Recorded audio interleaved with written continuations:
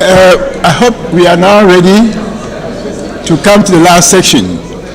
And I will call Dr. Christian Dale to take her position. She is the chairperson for the rest of the section. So please. Are you the chair? She's the chair, yes. Okay.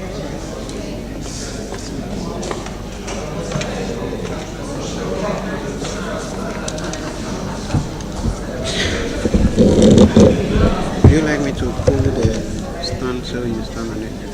No, thanks. Thanks a lot.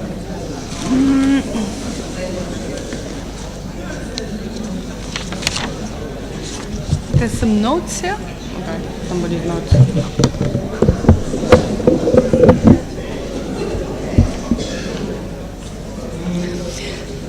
Can I please ask the people standing in the entrance area, perhaps to take their seats?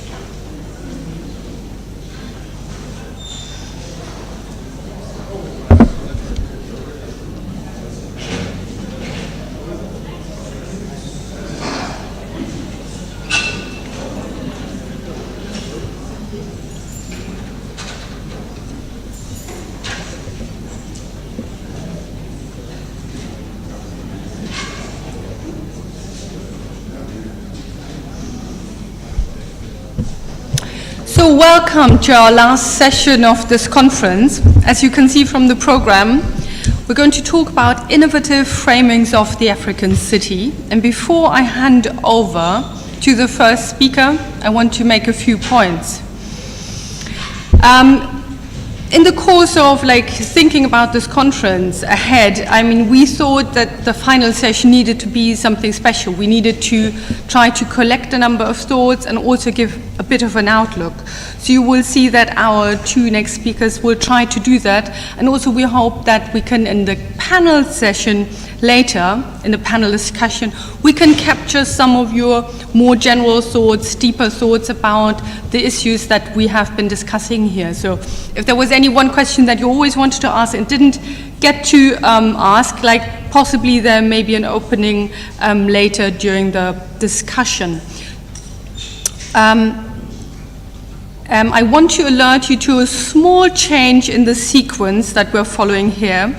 As you can see, we had planned that we will hear two presentations, then have a panel discussion, and then have another relatively brief contribution by Ms. Ine van der Kastelen.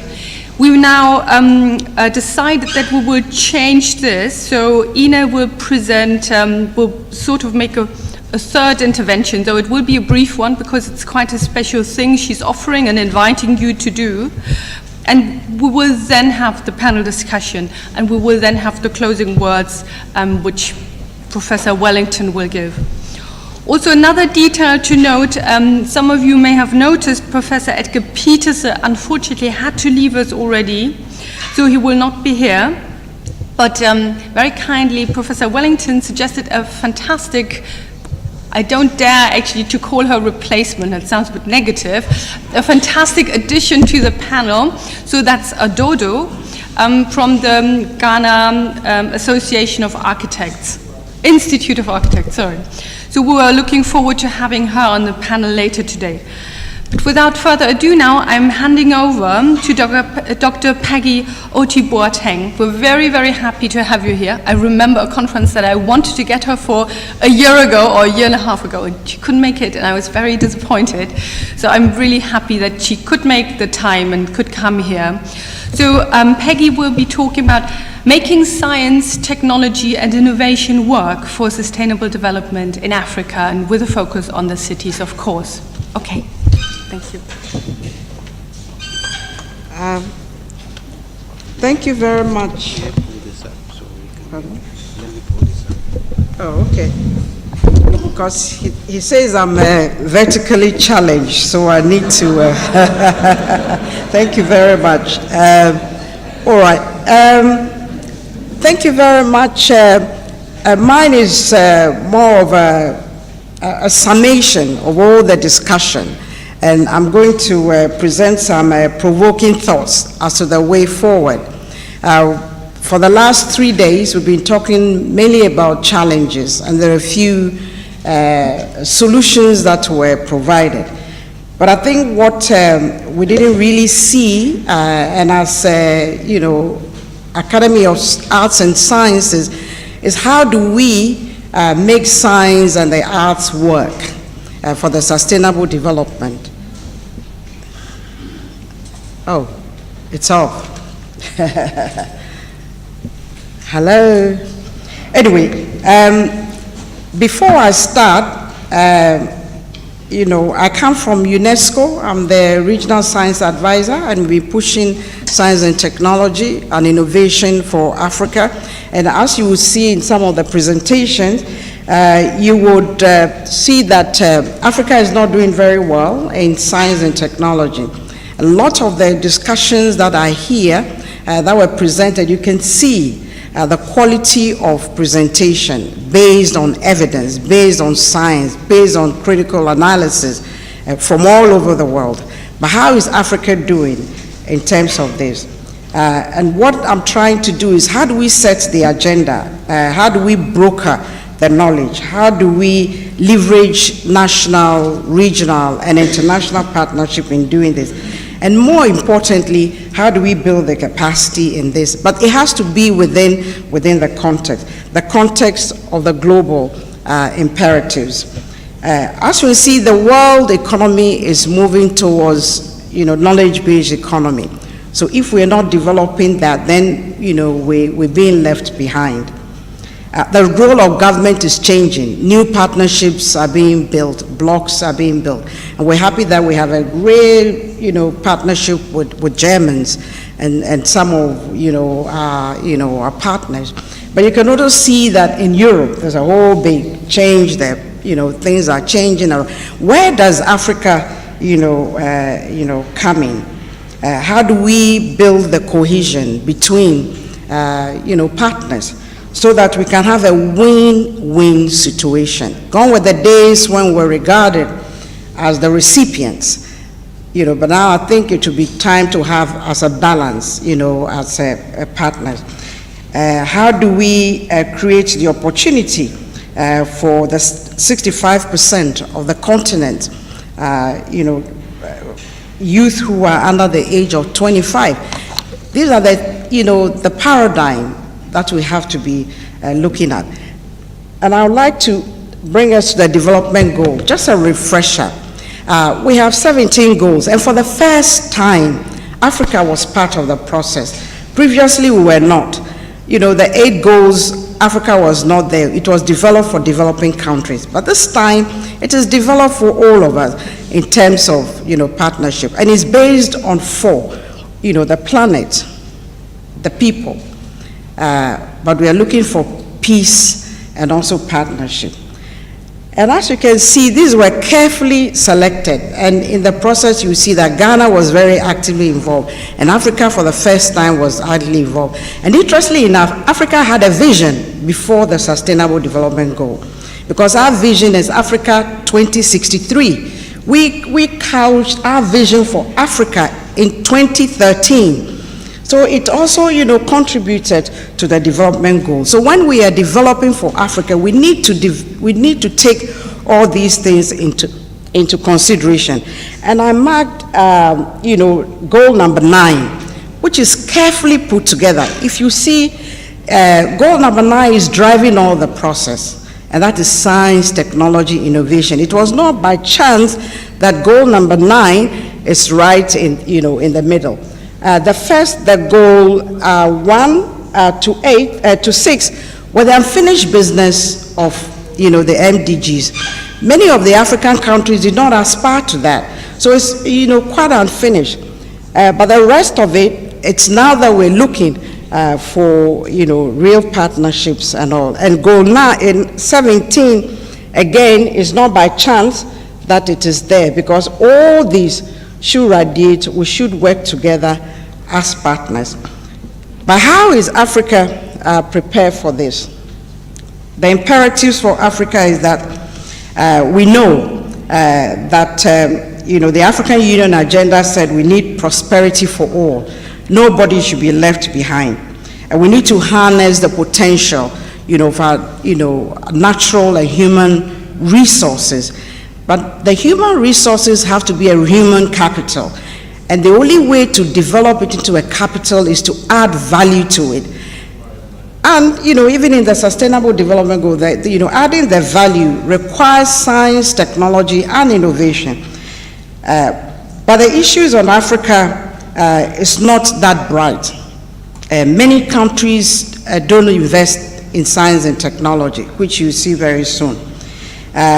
We have, deficits in skills, especially the high-end skills, engineering. Good institution of engineers are here. There's a real deficit in engineering. There's deficit in science and technology, but it also varies across Africa. West Africa is very lucky because West Africa Anglophone is very lucky because science, technology, or STEM is core. It's a core subject, isn't it? And I was happy to hear that there's even a competition and some schools have won.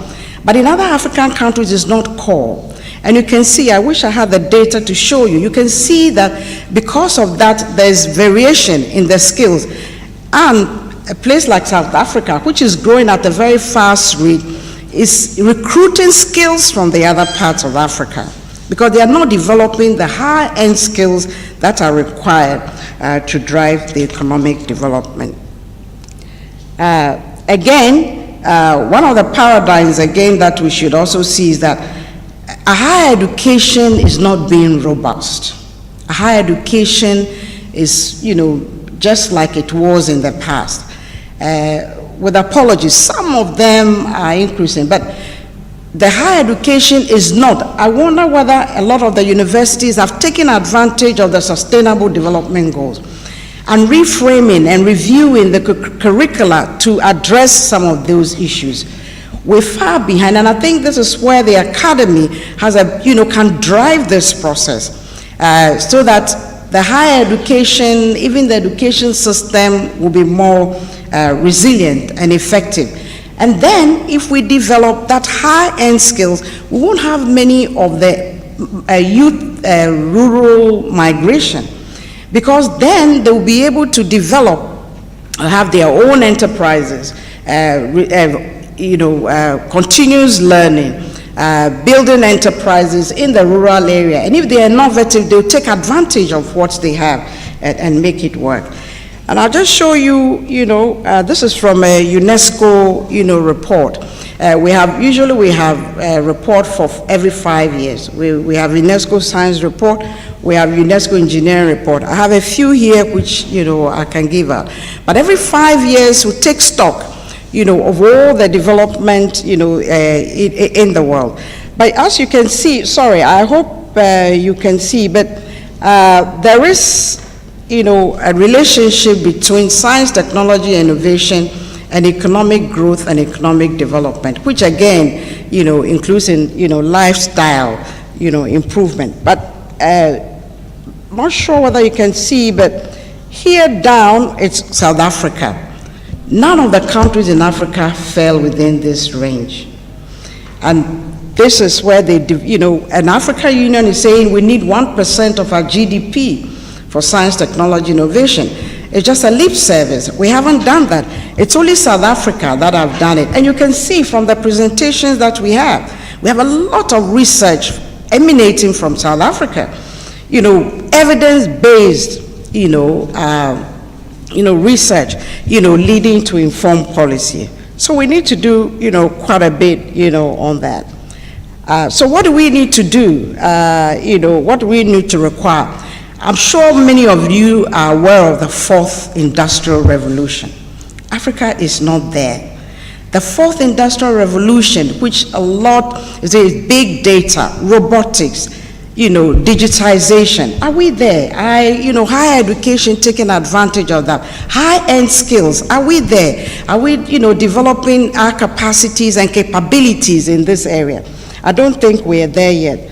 Are we thinking big? It's okay to think about, urban cities in itself, but it has to be holistic. It has to be thought, longitudinally, vertically, multi-sectorial. That's how we should think about, the solutions that we are playing. So which means we should also be, working together from all levels, nationally, globally, and internationally. All right, so I will skip this, but what we want to drive at is that, and as I presented earlier on, is that science technology is key. We'll come 30 years, we'll come 15 years, 2030, and we'll see that most of the African countries have not met the development goals, have not achieved it. There are 167 targets, and we'll see that we haven't. It's all because we are not investing in science, technology, and innovation. But we should also invest in science and technology innovation with ethics. For example, a lot of the research that we do we take ethics into it? We take pictures of all the local people, and do we ask them? Do we ask of their approval to be able to do that? And the research that we're doing, are we doing that in terms of the ethics? I'll skip this because I've already, talked about it. So what are we doing in UNESCO? We're trying to bring this together, and all of you here are members of UNESCO. Who is not? Which country here is not a member? Because, all of you are, with a few countries in the world, about 2 or 3, but all of you, are this. And you were the ones who, indicated that, to be able to do this for people, planet, and partnership, we need to look at 3 key areas. We need to look at capacity development, science, technology, innovation, policies, science for people, policy for people. We also need to look at the planet, which is our ecosystem. We also need ecosystem involving, water, environmental sustainability and all that. And if you can see, it is all intertwined. We have to do it together. So, when we are looking at the future pathways, we should know that it is not in isolation. It has to be done together. Again, it shows you the interconnectivity. So whatever we do, let's connect the dots. Let's work together. I was asking a colleague, I don't see many of the ministries here. I don't see the ministries here, environment is here. But is Ministry of Education here? I see the former Minister of Education is here. But the current, are they here? Ministry of Education, are you here? Urban planning, are they here? You're okay, they, highly. Universities of Science and Technology, are they here? Science and Technology, are they here? I only see one person. Professor Boer is the only one. I see a lot. So, yes, and a few, the young and upcoming, scientists and engineers. But you see, these things has to be done together. It has to be done holistically. Well, I'll skip this because with UNESCO, we have all the various areas, and I'll say that we work with you.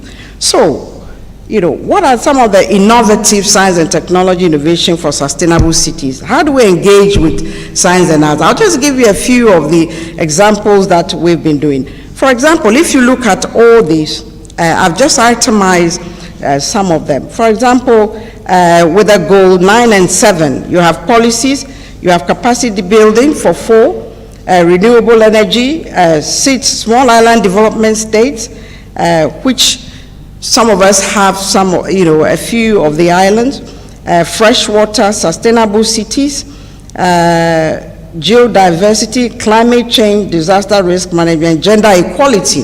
They're all here. What I didn't hear much about, and I think most African countries are not there yet. For example, our colleague from New Zealand, talked about climate change, taking advantage. Are you aware that there's billions of dollars for climate change called Green Climate Fund? Is anybody aware of it? We are aware of it. How many are aware of Green Climate Fund? Billions of dollars. And I see a few hands, but how many of us have applied to that? You have? Oh, okay. Did you get it? Is it from the Ministry of Environment? Water. Yeah. Billions of dollars there. But you know what? Interestingly enough, most African countries are not there. He's talking about IPCC.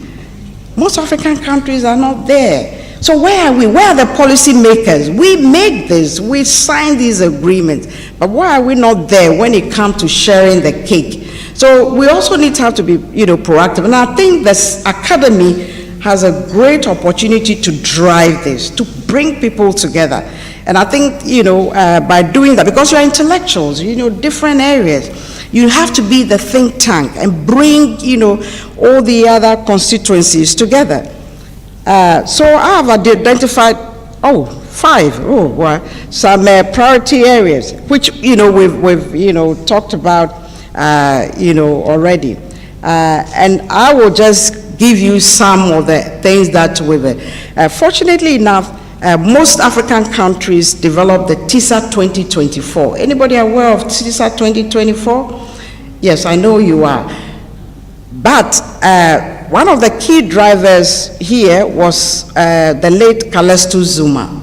He really drove it. We need people like that. We need a few, of those drivers. And here, again, that was said, the SDGs, we contributed to it. But in this case, all this we're talking about, the legislation, are there any parliamentarians here? They share the money in parliament, but there are none of them here. So, please, next time let's get the parliamentarians, because we can make the policies, but they have the kitty. So we should be able to bring them together. We also need to build robust capacity building. And these are the various areas, emerging areas, which you've talked about.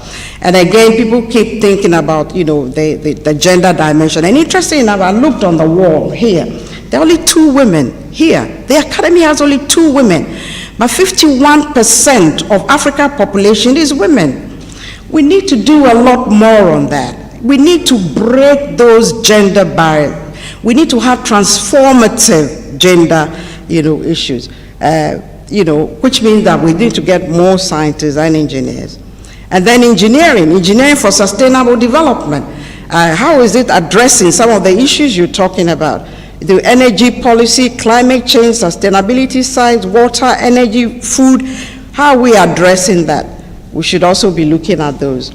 And then, how do we prepare the young scientists? Women in science, girls in science. I just heard that, there's FAWE, got some money for this. But we should look at it also at the different level, bringing them up to get more scientists, but also, celebrating our women scientists. We don't celebrate, not even men scientists or women. That's something we don't do. But I think we should be able to do that. And then the big data. We are not there. Even America is not there. We need people, for the big data. Digitization, and a big data to inform policy. For example, my colleague from New Zealand was talking about ocean science, ocean data. How many of us have? Because all that happens on land. It's influenced by the ocean data. Do we have those data to inform policy? So these are new, development paradigms. Then we have water. But actually in water, we shouldn't just talk about water. We talk about water policy, water education, hydrology, eco-hydrology. It has to be, comprehensive and holistic. We have a project, which, in the SADC region, looking at, integrated water use and reuse, wastewater, a great resource was discussed here. So some of those are some of the innovative things we should be looking at. Renewable energy development. Interestingly, I always tell you that there's this Ghanaian lady who had the award, L'Oreal Fellowships Award. And you know what she's researching? She's looking at the morphology of the butterfly to develop, components for renewable energy. Can we do that? How are we using that? Disaster risk reduction, we've heard about it. How many of us are in that? Risk reduction. Climate change, we are not there. We don't even, when you look the mapping, we are not there. But how would Africa also contribute to that? And we heard about it, our coastal. Then the Biosphere Reserve, which is a model for trying to get sustainable cities where you can still conserve, but at the same time create employment for the young people. Ecotourism, have we talked about that? Have we looked at that? Which is a great concept. Other Africans have it, particularly in South Africa, but we don't. A lot of countries don't have. And then youth empowerment. Youth empowerment, hear their voice. Curricular development has to involve the youth. They are the future. We will be gone. So, we should also be able to learn. Then monitoring and evaluation. A lot of us don't monitor and evaluate to track the process. This is what we need to do. But keenly enough is that we need synergy of actors. We can't do it alone. We need policymakers, legislators, bi- and multilateral donors, and thanks to Germany for partnering with Ghana. We need university researchers, academics, youth, but we also need to communicate this. I don't see the media, maybe one or two. Whatever we are doing, who is going to tell the world that we've done anything? We've left that out, and I think we should be able to do that. Don't worry. So the last slide, which I have, is that I just want to give you, say thank you. These are provoking thoughts. So as we do this, as we look for the future pathway, let's use science, technology, and creative arts, and the arts, to be able to address this. Sustainable city cannot be done in isolation. It cannot only be a goal 11. It has to be integrated, interconnected goals for the sustainable development. Thank you.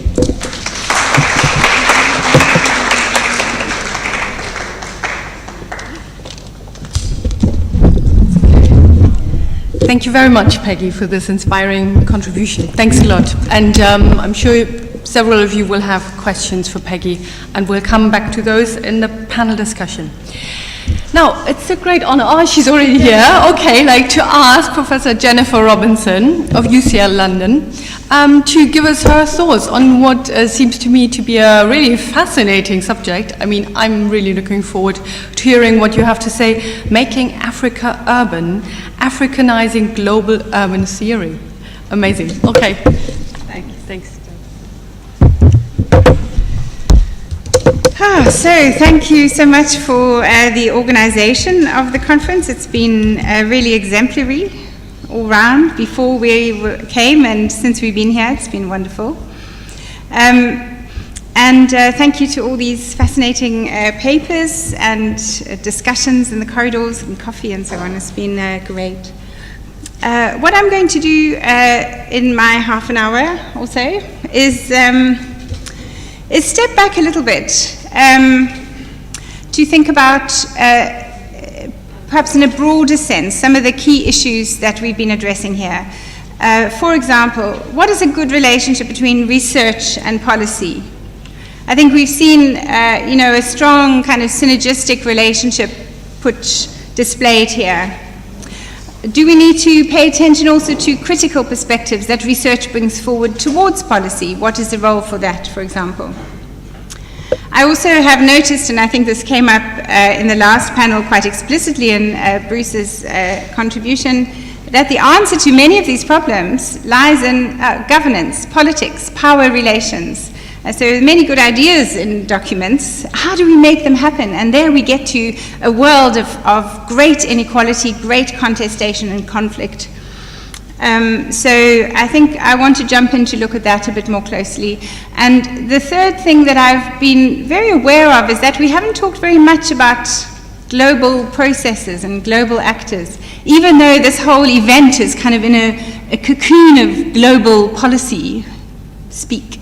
So even though this is a very global activity that everybody's involved in, we really haven't looked to either very wide-ranging global processes or to other places outside of Africa. So what do we have to say about that? So I'm going to jump into those kinds of issues. Okay, now I need to do this double act here.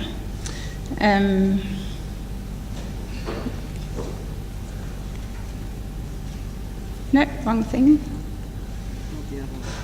What do you press? Okay, super. All right, so these are some of my questions. Thank you. Oh, no, that's fine, thanks.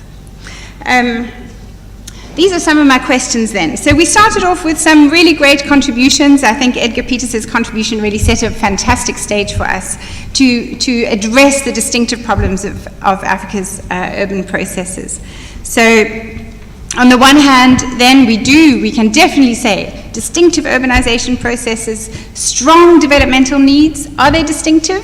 I think there are other poor and unequal places around the world. So do we need to kind of peek up beyond the coast of Africa and think, can we learn from somewhere else?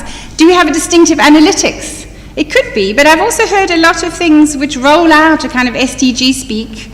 Are we really grounding this in something that comes out of this context? Or to what extent are there great ideas somewhere else? Can we, using Achille Mbembe's language, could we think with multiple elsewheres? And the reason why he asks us to do that is because Africa is shaped by multiple elsewheres. And I was reading a fascinating book by Ato Quaison about Oxford Street, Accra, before I came.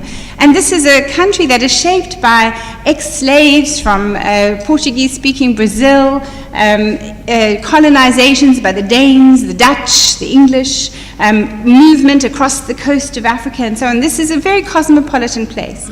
And Africa continues to be this, very inspired by transnational processes, movements back and forth. And to what extent do we need to match the multiple processes shaping Africa with the way in which we conceptualize and think it? And then I think one of the provocations that Edgar's made in his wider work, and which I like to make very often, is that the insights from scholars in Africa have been very occluded in a wider urban studies.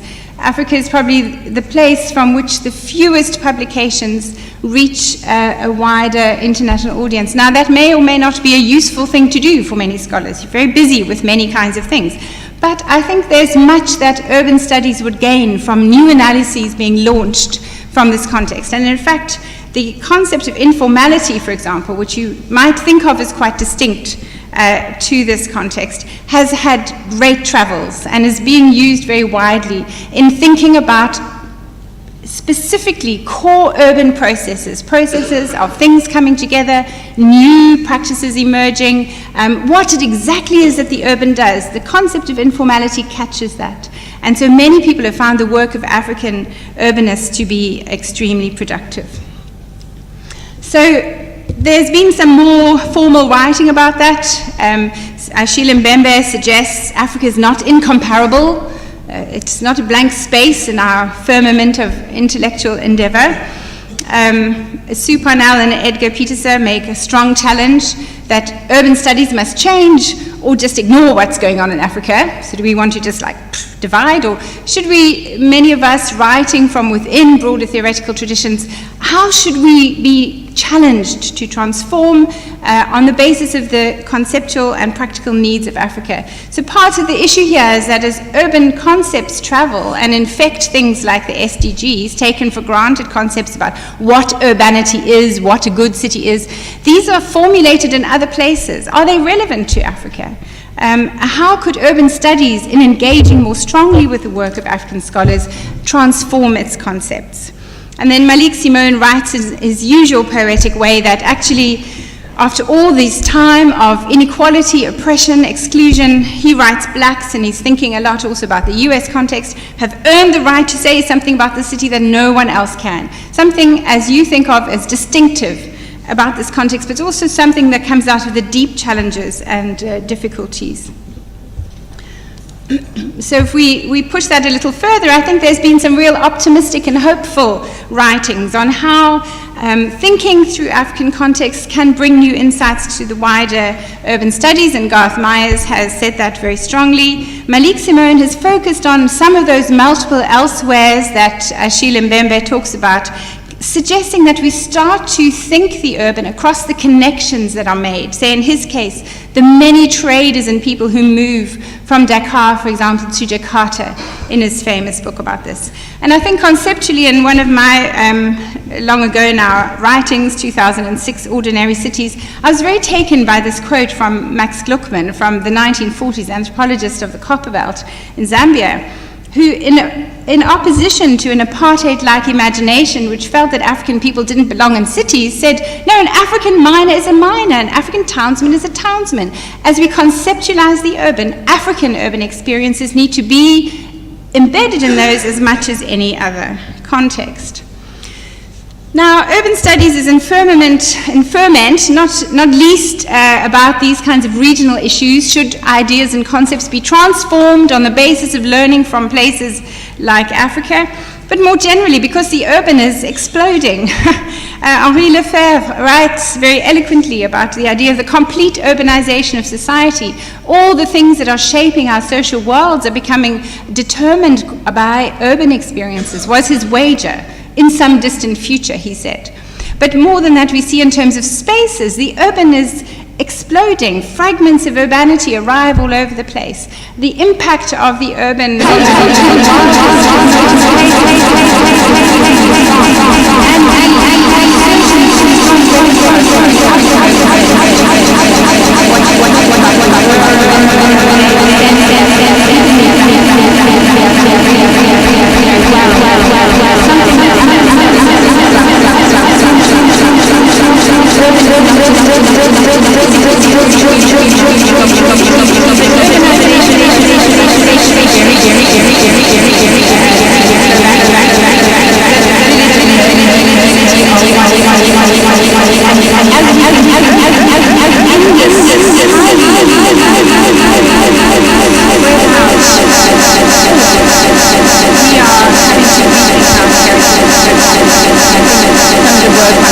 urbanization from Brenner and Schmid bring us to that point. We also have perspectives from other contexts which are asking us to think about the globalization of urbanity and urban models, and I think Ananya Roy and Iwa Ong's work about the way in which cities across Asia and increasingly also across Africa, if you think of places like Rwanda, are indexing successful cities. Singapore, Mumbai, Shanghai, these become the models, and cities are interreferencing amongst themselves. They suggest, ponder, without essential reference to the West. So there's kind of new circuits of globalization that need to be paid attention to. Perhaps ones that index new kinds of global power relationships, that make a kind of post-colonial critique of the North a bit irrelevant. So what are the circuits of knowledge and insight that are shaping the urban? My own contribution to this has been to try to draw together some of the benefits of distinctive thinking and paying attention to wider conceptualizations and the circuits of urbanization to propose new formats for comparison. So I've been suggesting that we could start to think across cities on the first hand, because we have many repeated instances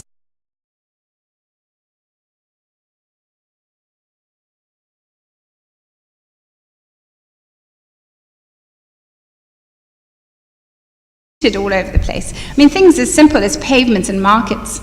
These are repeated endlessly across urban contexts. So this gives us a starting point, a reason, an invitation to think not just with our specific context, but to see what can we learn from the different instantiations of urbanization.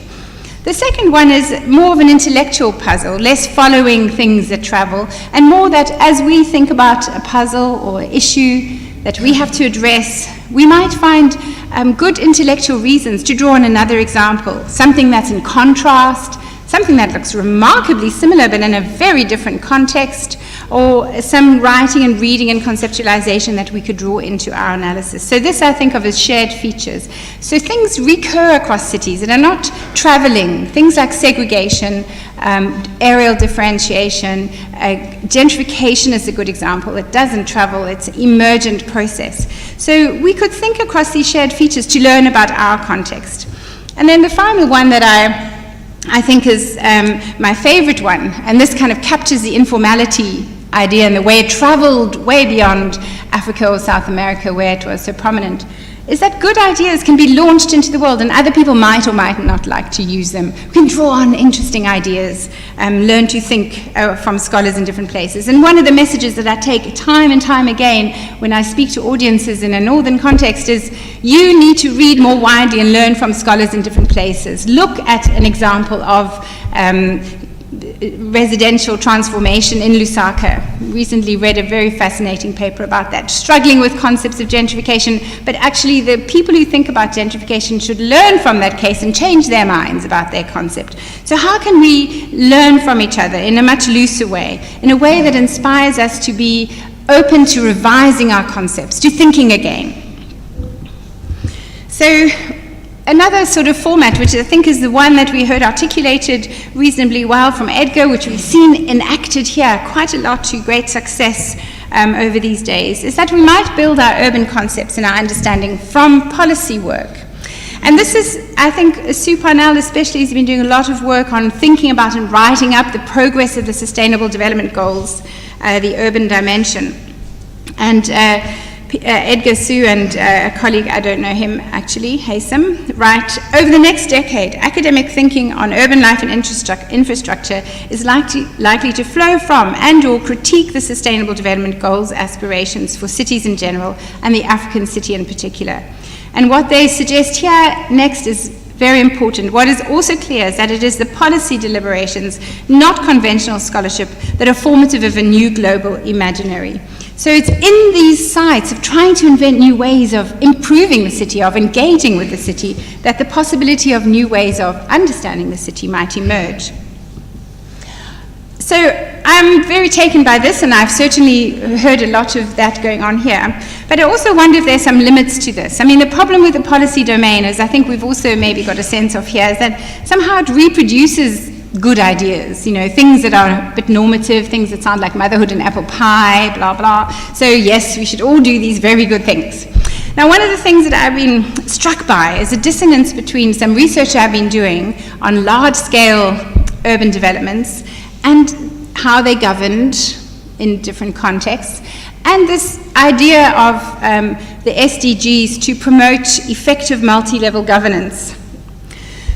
And this goes back to the question of politics. It's so important to get the politics right. Now, what is the format of that, and how do we do that? I mean, of course, getting politics right in African cities is really challenging. Many cities are very poorly resourced. There's, you know, institutionalized difficult practices around, let's call it, corruption or, you know, evasion of responsibility sometimes. There's also some really, really good people who jump in and do all sorts of things. So state actors can be extremely able, and many institutions are quite well capacitated. This is a big challenge, though, effective multi-level governance. You think about all the intractable conflicts between metropolitan governments and national states. Why is the national state going to give up a lot of power to a metropolitan government? They get scared of them. Why is Johannesburg, Ekurhuleni, and Tshwane, 3 different municipalities, not one of the largest in Africa, which it would be if it was all one city region? Because the government, the central government, will not stand for such a political powerhouse. Similarly in Britain, in fact. So London is only about half the size, its administrative structure is only about half the size of the functional region, because the central government will not stand a more powerful mayor. So this is a very difficult challenge on many levels. It also represents a kind of wedding cake imagination. You know, you've got local government, regional government, national government, it kind of stops there. So effective multi-level government, that would be integrated in some way. But now if we go back to the fact that so many of the processes that are shaping urbanization, making Africa urban today, are global. They're global processes. What are we going to do about that? So Sue and Co continue in their discussion saying, the scalar question requires far greater engagement. So they see this as something which is not so well understood, difficult to deal with. So in some ways I see that as an invitation for a research project. So what we've been finding in our work on very large-scale developments in other contexts is not so much a relevance of a wedding cake style dream of how government would organize, but a reconfiguration of governance around these large projects, so that in fact the relevant entity for governance innovations and for the real politics of what the city is going to look like. You know, what will Gamasha become? What is Hope City going to finally look like? Who negotiates that? Where does it happen? It happens, and I've taken this concept from Ludwig Albert and René, who write on Paris, Lyon, and this particular case from Bangalore in India. they invent this concept of transscalar territorial networks to explain how resources from many different horizons are pulled together in a given property development. So the fixed plot of land owner to the capital allocated in a distant investment boardroom could be a Canadian pension fund wanting to realize good returns from some of these high-end rental properties they're building around the corner here. They will invest in it with a surety that they will get a long-term return, even in a tricky investment environment. So it comes together, the different actors, to shape and determine the future of the city. And when we're talking about large-scale urbanization processes, these are very important. So if I just sum up the global processes that I see as very important in urbanizing Africa, of course there will be many more, and there are other processes urbanizing Africa, not least of all people coming to settle and make new kinds of neighborhoods, which we've spent a lot of time talking about here. Less talking about this. So on the one hand, we've got these very powerful developmental initiatives with the SDGs, New Urban Agenda, and so on, being rolled out by many organizations to really shape urban governance. Secondly, we have a huge interest from the private sector. So this is just one report from McKinsey about 2014. The rate of return on investment in Africa is so much higher, and so corporate people must pay attention. And we have not least sovereign interests, One Belt, One Road, and other Chinese and Japanese and Western government interests in this region. And I've heard very little about that in our discussions here. So the thing about the private sector also is that there's a strong interest in many circles in gaining value from the urban. So many actors are increasingly adept at finding ways to reframe, reorganize, rebuild the urban to ensure that they can capture the value of the agglomeration effects of urbanization. Urban places make value by bringing everybody together, by bringing activities together. Who gets that value? Do we get it because we love other people being around, we like hanging out in coffee bars, and we can share things with our family members and others? Or does big corporate capital grab it by building large buildings and ensuring that they capture the returns on urban land value? Now, the thing that I think is very important to concentrate our minds is that these three processes come together. They are not separate processes, okay? The Chinese are building low-income housing. The private sector will build low-income housing. They will build roads.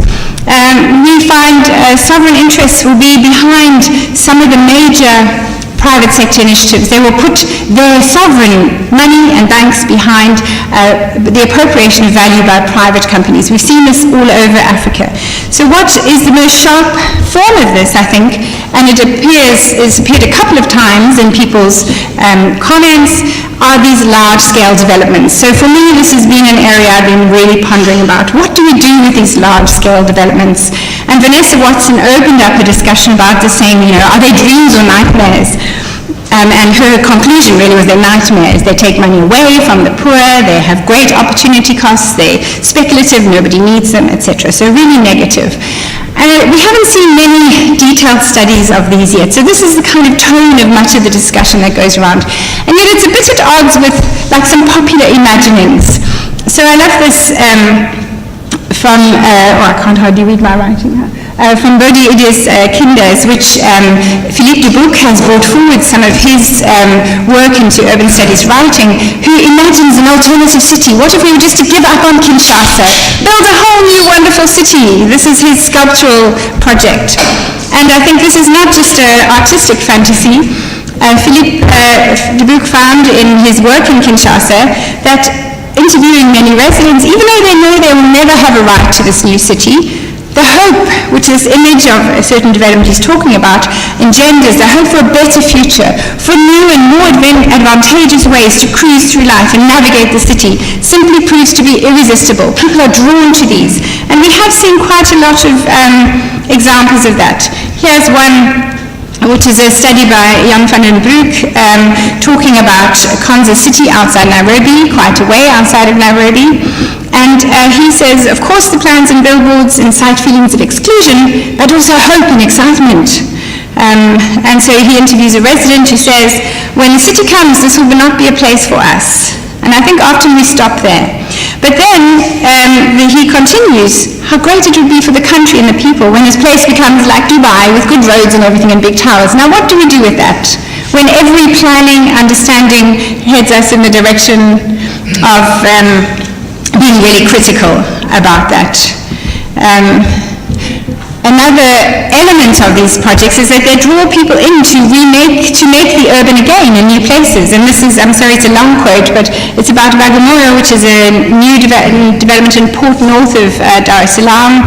So here, will it ever resemble the master plan satellite city? And here, it's an anticipation of this project. People have pitched up, built things, made a home, tried to establish themselves to angle in on the opportunities that will be there. And then we also have some more measured sociological research from Chloe Breer, looking at one of these iconic suburbs in Luanda, which I think was referred to as a ghost town.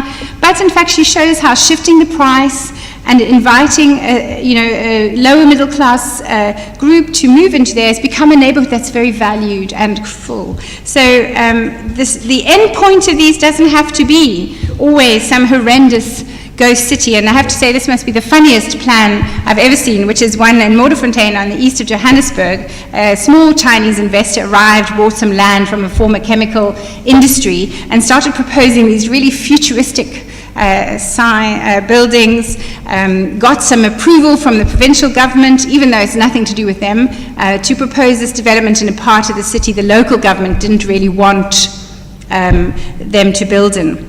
So in a way, this is perhaps an iconic thing, that this is a speculative interest, it's going nowhere, these could be failures, they don't belong, and so on. But I think there's plenty of opportunity for us to perhaps turn our eyes towards other contexts to try and see how these have been understood elsewhere. And the case I've been working on in London, this perhaps makes a good segue for us from the exceptional African case to perhaps what is a regular process in the planning system would be my provocation. So London, this shows, the dark line shows the number of planning approvals. The next orange line shows the buildings that have been built out of the planning approvals. And the third line in the sequence shows those things that have never been built. Okay. So imagine if this was surrounded by a picket fence with some cows, or a big security fence with some cows around it, we would be looking at something that looked bizarre. Say in the middle of London, we had 166,931 potential houses not built out, but just sitting as an empty space. Wow, wouldn't that look funny? But this is a normal consequence of the speculative process of planning, where people flip and sell on their planning permission, they stall, they land bank, they look to more opportunities. So my wager is that if we look across at other contexts, we might be able to pick something out from them. So here's an area where I've been working in northwest London. So this is a cemetery, some old industrial areas, railway lines, and so on. And this is what comes before the planning committee. So none of these exist yet. The buildings that are the tall buildings, the outlines that are just shadows. This is London's ghost city. This is a city waiting to be built. And the core interest for me then is in the ways in which we could learn from looking at the complex negotiations within the Transscalar territorial networks, which are operating around these developments, to try and understand the different interests, the different actors, and how they bring forward different kinds of potential futures for the city. Now I'm just going to jump and tell you very briefly about our comparative study. So we did a very kind of provocative or experimental study where we studied 3 very large-scale developments in Shanghai, in Johannesburg, and London. And this is an image of a section of the Corridors of Freedom, the BRT route through Johannesburg, which is looking to have a development intensification of the route from Soweto to Sandton to bring low-income housing into the center of the city. This is a big challenge, to draw developers to do something they haven't done before, to come up with a model of financing that works, and they've done very well with an agile administrator, some French funding. The Germans tried to offer them funding, but they already had the French money, and some very careful organization of the institutions. Other case studies are, oops, I pressed the wrong one. you see on the right-hand side, as you're looking, is the deepwater port near Lingang. It's 32 kilometers from Lingang across a sea bridge, so a 32-kilometer bridge going over the sea to a huge deepwater port built on a few very small islands. And this was a strategic initiative from the central government, from the Shanghai municipality, to upgrade Shanghai's capacity to attract global trade through their port, which had outgrown, the container ships and so on had outgrown their port. So this was a big initiative, again, coming from quite high levels with influence of global actors, but its success, to the extent that it's been successful, has relied upon quite agile individual working across the institutions which are responsible for its management. So individual state actors have got together, have rethought things, have moved things on. The basic project is a very large satellite city, and I'm sorry to do this to you, but now I'm out of time, so I'll just give you a very large satellite city, Lingang New Town, and to the stretching out from that new town is the road bridge. You can see the little red sign there, the road bridge going to the port. So they hoped to develop a new town which would benefit from that, the traffic and flow of goods and so on coming from the port. Unfortunately, most of the trucks and everything, they didn't need to stop anywhere. Once they picked things up, they just zoomed straight by. So making this one of 9 satellite cities for Shanghai work effectively has needed a very agile set of practices to bring forward a good development there of the new town. And then my own case study, which is as the bird's eye view shows you that at the moment this part of northwest London is full of railway lines, some very rough industrial areas and so on.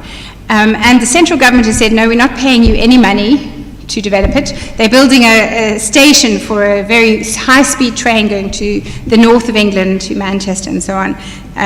The central government is not putting anything in. In fact, the Department of Transport wishes to realize the maximum gain from the value uplift in the property. And so the planners on the ground have had to be very agile in seeking out developers and in pushing the developers for the planning gain contributions to pay for things like affordable housing, parks, hospitals, education facilities and so on, and to pay for the massive infrastructure that's needed for the development. So I think if I'll conclude with just my 2 key points, which are, one, that I invite you to think a little bit outside of the kind of normative 3-tier governmental structure, and to think about the way in which projects assemble a very wide range of actors who then have to negotiate and try and gain benefit from a development. And I think in a lot of cases the benefit from urban developments can lead to infrastructural investments, they can lead to planning gains which can be quite considerable. The London case is they're looking for 35 to 50% of affordable housing. This is quite common in many contexts. So agile actors operating across different state agencies, and I'll jump to the, you see a nice slideshow anyway. That's what they're wanting to build there in Old Oak in the grubby railway land, so that will be fun. So I've summarized these for you. And the final thing that I would say is that we need to look a bit more closely, I think, rather than just writing off developments as being a waste of resources, we need to look a bit more closely at what they mean in value terms. So on the one hand, we have in Shanghai upgrade of industrial activities, which leads to an uplift in the general taxation returns from the enterprises that go there. So that's their business model. They upfront the infrastructure, they get the returns from economic growth. The London case, they look for planning gain from specific developers, and they cap really the profit that developers can take, 20% or so. And the rest is driving the development and driving wider infrastructural needs. It has its problems because there's no, I won't go into too much, but it puts a lot of pressure on the form of the built environment. So the planners want the developers to build higher and higher so they can get more planning gain, so they can provide more infrastructure. It sounds like it's for good purpose for the welfare and well-being of the city, but it leads to some very perverse urban outcomes.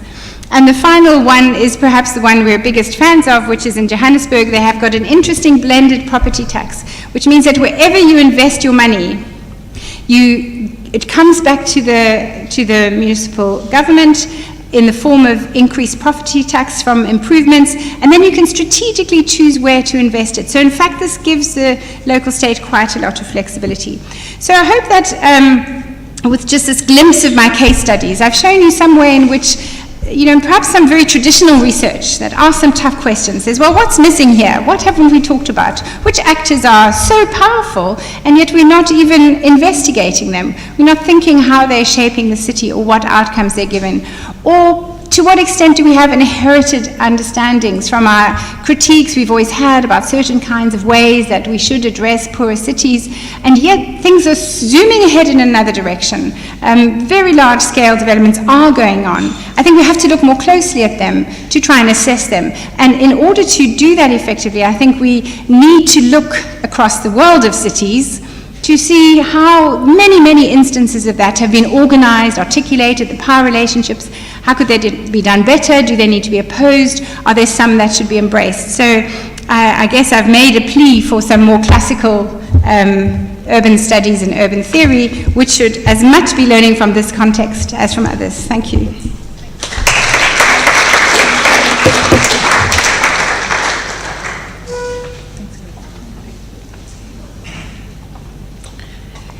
Thank you very much for this, and I'm sure we'll get lots of questions to discuss many of the points you raised, observations you made. I'm now asking Ina van de Kastelen, and I have to check with her whether that's the right pronunciation of her name. It probably isn't. She's from the European Commission's Joint Research Centre. She'll probably say a few words about that in a moment. And her topic is, and it's a little bit different from the presentations you just heard. It's more of an invitation to you. It's modeling future cities, ongoing and upcoming EC-JRC initiatives.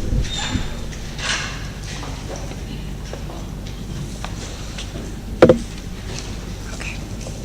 So this is... Okay.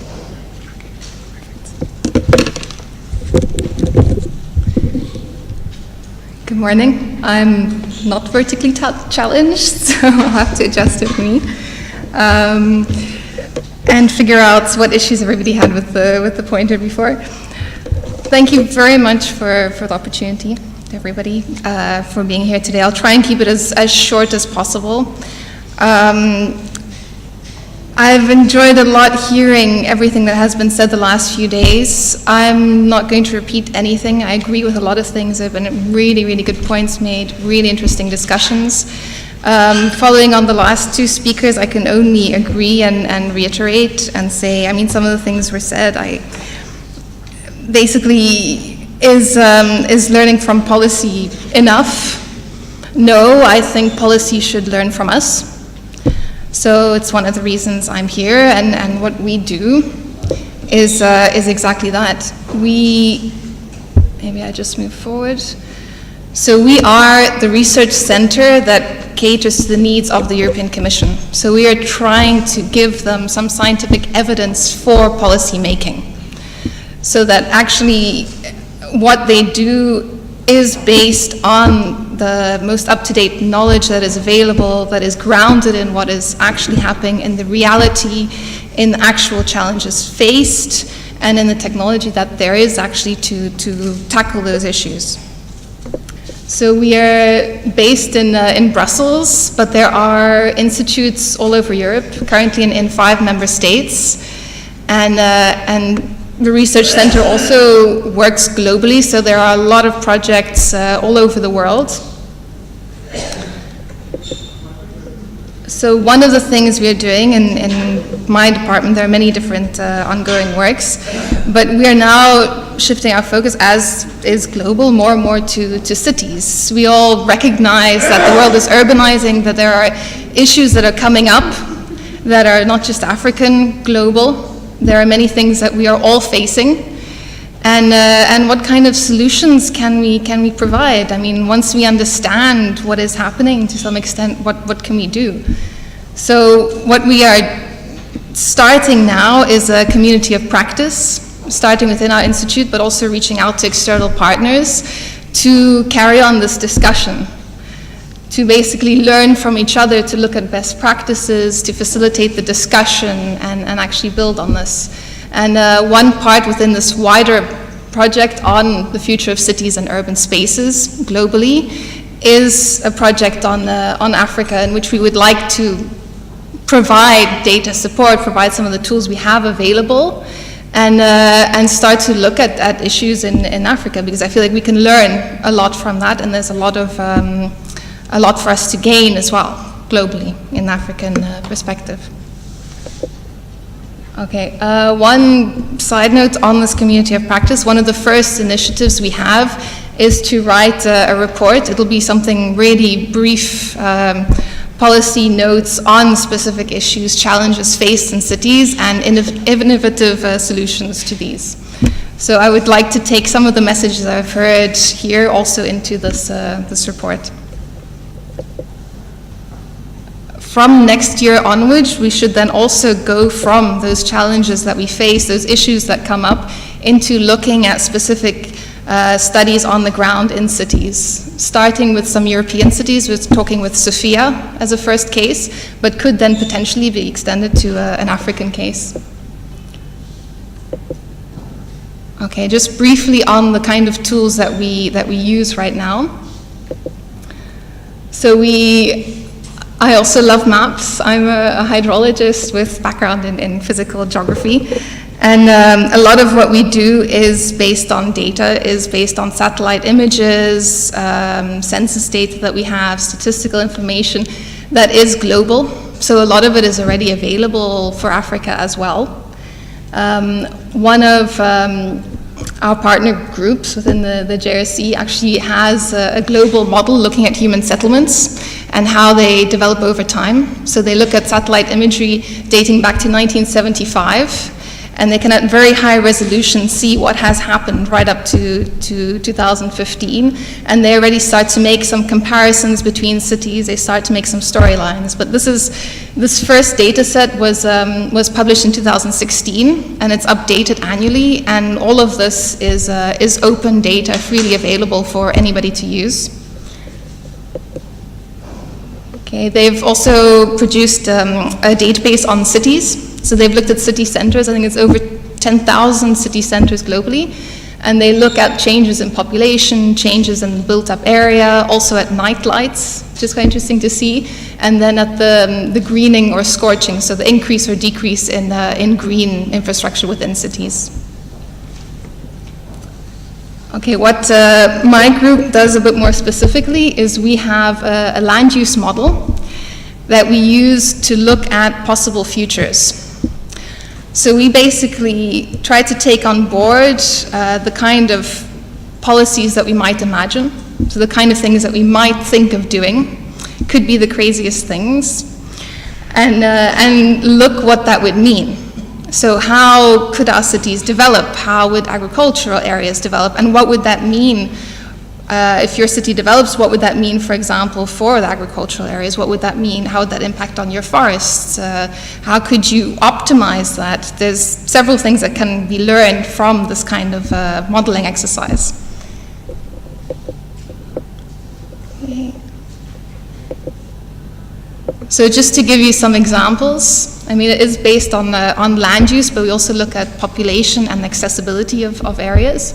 So one example that we did a couple of years ago, I think it's 2012 already, was for the blueprint to safeguard Europe's waters. So it was actually a specific request to look at natural water retention measures and what they could do, how they could basically improve the water retention potential in regions. And it was quite an interesting exercise because it showed us quite clearly that you have a wide range of measures that you can implement. But what actually works most efficiently in one area is completely different to what works in another. So doing this kind of exercise told us where we should be applying what kind of measure. Another example is this idea of compactation of cities. In Europe, it's still under a lot of discussion whether this is a good thing or bad, but we ran an exercise to look at what would happen if we didn't allow our cities to continue growing, but concentrated the population within the core of the city that already exists. And there's a lot of programs in Europe now that do try to get people back into the center. I know that, for example, in Flanders, where I'm originally from, they're talking about stopping, not allowing people to buy building land anymore. So this is something that, okay, we are faced with this issue, and what would it mean if we then said, okay, no more building land, and we concentrate into the city that is already there? How would that, then in this case, we looked at how it would impact on air quality, in that you would no longer have that additional infrastructure growing out, and you would keep those green spaces around the city, and then you wouldn't have that much of an impact on air quality, on water retention. Okay, other examples that we did were on shale gas. We looked at this was a couple of years ago, but there was a huge discussion on whether Europe should be exploiting shale gas. And we looked specifically in Poland, where they were actually starting to explore for it, what it would mean in terms of land use taken, what kind of impact it would have on water quality, on water use. And another example was the introduction of new energy crops and what that would mean. So we basically do this kind of analysis looking at several indicators, but I won't go into too much detail. So everything that we've done so far using this model is available online. This is the Urban Data Platform, and then we also have regional indicators available. Very, very quickly, because I think I have 2 minutes or so left. We are now taking this to Africa. We're trying to apply the same model to the African case. It will be, rather than 100-meter resolution, starting with 1 kilometer, hopefully to go more in detail later on. And we're starting to apply these same kind of ideas to modeling exercises in the African context. Okay, so right now we're busy. We have a base map already, and we're busy building our baseline scenarios. So we have certain trends that are globally put forward on how Africa may grow, trends in GDP, trends in population that we take on board. And we're trying to also have a look at what kind of policies we could look at. What does the African Union come forward with? What other kind of initiatives are there? What could we look at? Okay. This is a very, very small case. I won't elaborate. Just having a quick test on what would happen with Accra. Now, of course, being here, I realize what a small growth this is. 40% growth is a few years. But again, here it's interesting to then analyze what kind of land is taken up by the potential urban areas, which areas could be more vulnerable, which are areas which should then be protected rather, if this is what we're expecting in the future. Okay, and then to conclude, so all of this data is openly available for use. Please use it. Ask me any questions afterwards if you would like to. We're starting to build up this community of practice on cities. It would be good to have it something global. I think everybody has something to say, especially here as well. I would like to bring some of these really nice insights we've had into this first report, which should come out next year. And then we would like to start thinking about projects, applications for our model in Africa from next year as well. Thank you very much.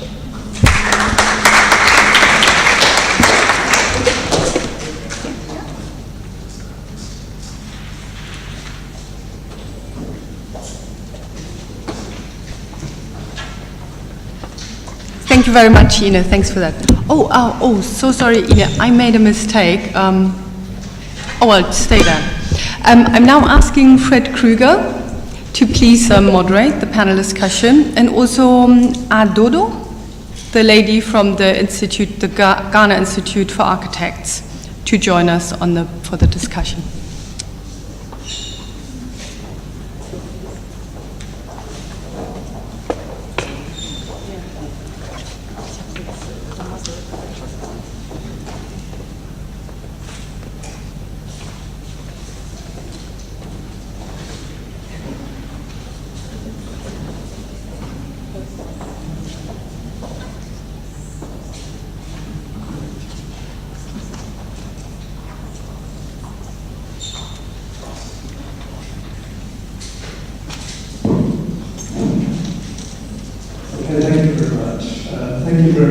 dear presenters to give us such interesting and intriguing talks.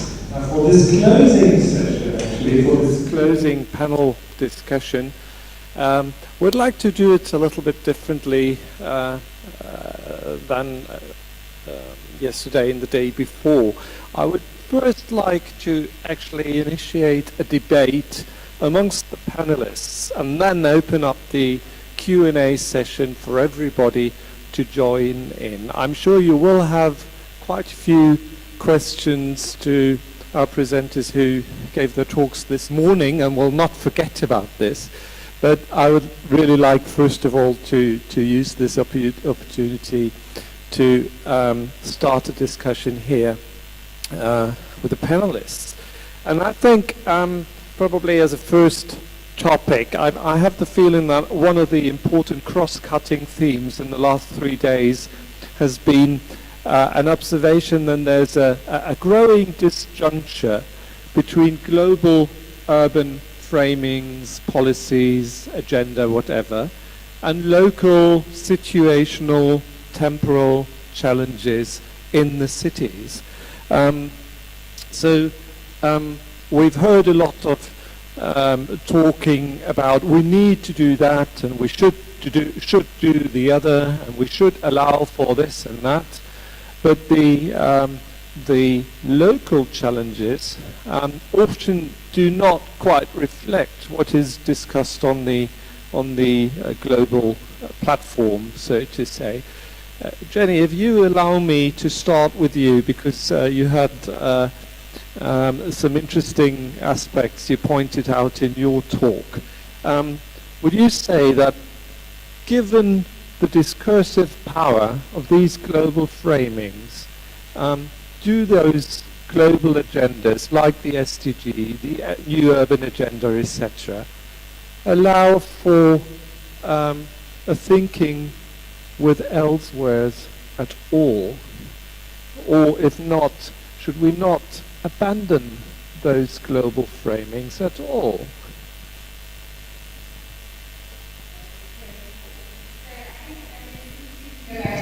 His opening, where she was saying that there had been a strong participation from many different quarters in shaping the SDGs in any way. I think there was a remarkable effort to bring different voices forward, to bring networks of cities, as you mentioned, bringing the African countries more to the frame.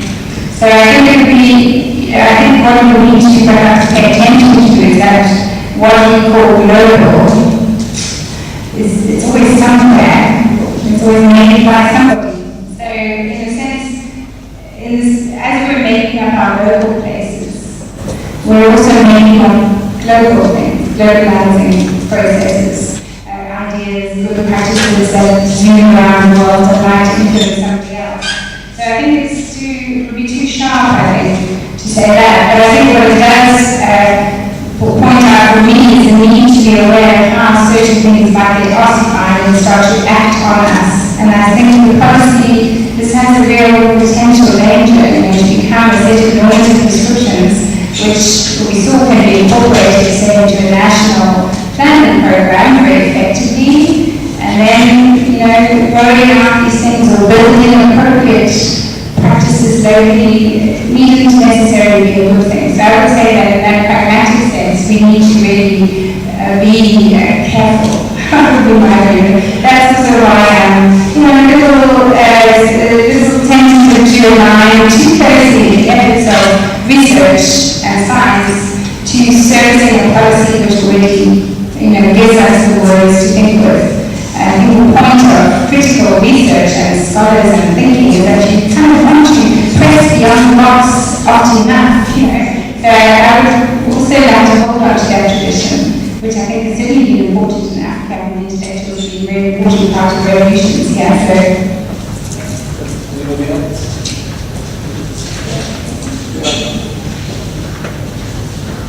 But I also think we should rethink our role as scholars in this whole process, because if we publish, just for example, if we publish our results and empirical studies and so on. We publish them very often for our colleagues, we publish them for our students, and we get talking among each other. Maybe we should more also take up this being a link, between the empirical studies and policy making. I have no recipe how to approach policy making, but I think we also should rethink maybe how we formulate our results and in which media we sort of publish it. And maybe with the help we have been talking about the role of the media in this whole process, and the media can play a big role in that.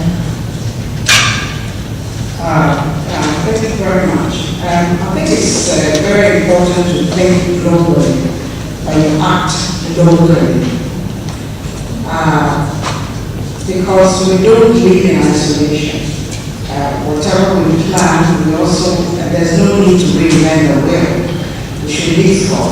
We can only leapfrog to think globally and look at things globally. But I also appreciate that a lot of the local issues have to be dependent on local policies, good governance, to be able to do that. And that's why we're here. Because we're thinking globally, that's why we're here. If we were just others will not be here. So I think we have to look at the two, very importantly. And that is the reason why a lot of the processes globally are being destroyed. For example, climate change. You can't think about climate change just as it's Ghanaians. Whatever happens in the sea from the Pacific affects what happens in the Atlantic. So it's very important to do that. In all the discussions that we're having, in all the development, in all the future that we're looking at, this is important to do that. Thank you.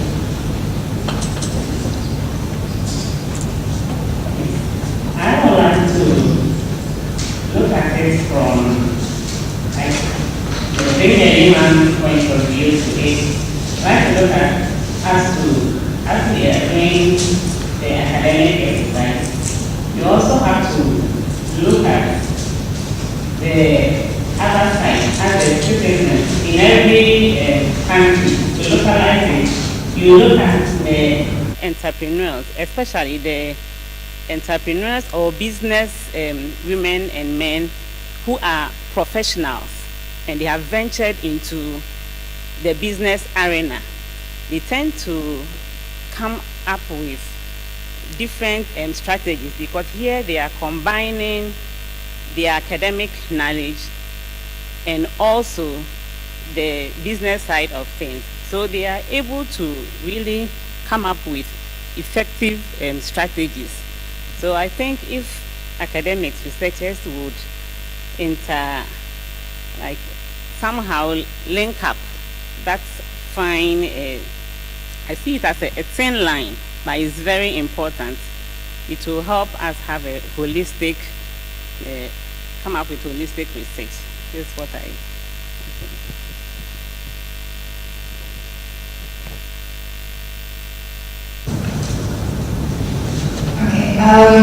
Maybe just to go back to something Peggy asked us in the first presentation was, where does Africa come in? And I got a bit of skepticism being here, representing the European Commission and asking why I'm here. I think Africa has a lot to add. Of course, is there things to learn from all over the world, and we hold its own aspect of looking at issues, of problem solving, and we all learn from each other. But my heart lies here, and I was born in South Africa. I grew up in Botswana.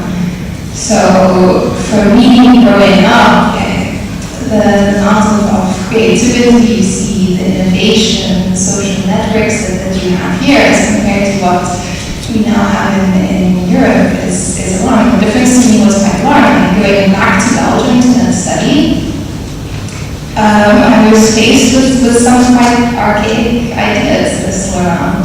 I was faced with institutions that have not changed their way of thinking for a long time. This idea that technology is a way forward. I feel like Africa is a lot more accepting, for example, of technology. Some of the ways to look at problems I can speak for Belgium as an experience in Italy now. We are very set in what we do, and we keep doing the same thing year after year, and we never change, we never try something different.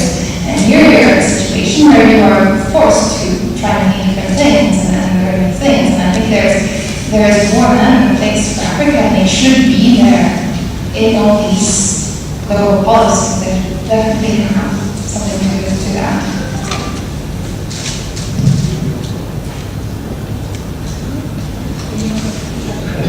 Well, final always been very provocative for this final panel, right?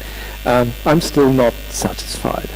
I come from in Germany what you would like to call a mid-sized city, Erlangen. It's got about 110,000 inhabitants, right? And I would venture the guess that your average town planner in Erlangen might be aware of the SDGs, but he's certainly not interested in the SDGs in his everyday work, because he has to solve the problem of getting, I don't know, 5,000 cars from A to B, and there's, I don't know, there's a construction, road construction, and how do we solve this? Or he has to deal with the problem of how to accommodate 1,000 new inhabitants by 2020. How would you expect a town planner in Accra to act according to the SDGs when he's concerned in coming to grips with the daily traffic jam we experience each and every morning? He's not interested in the SDGs, or is he?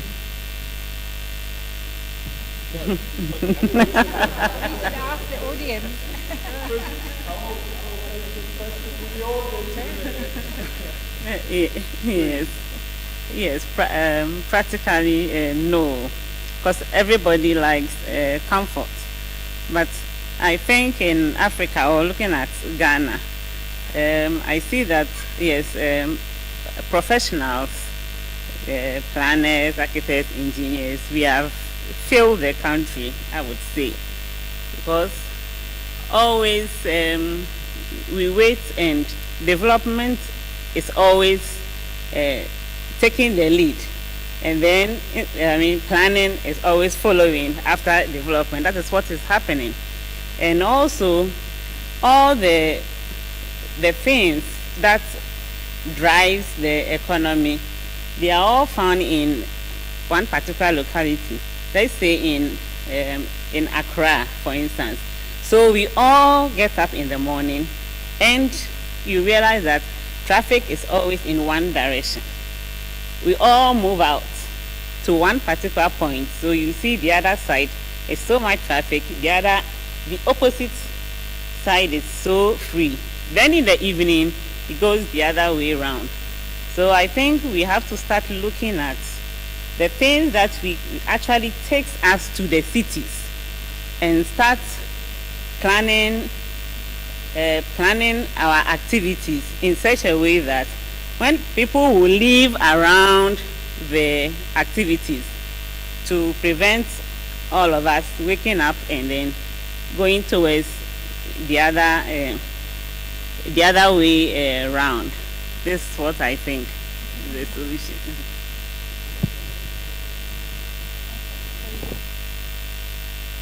So I would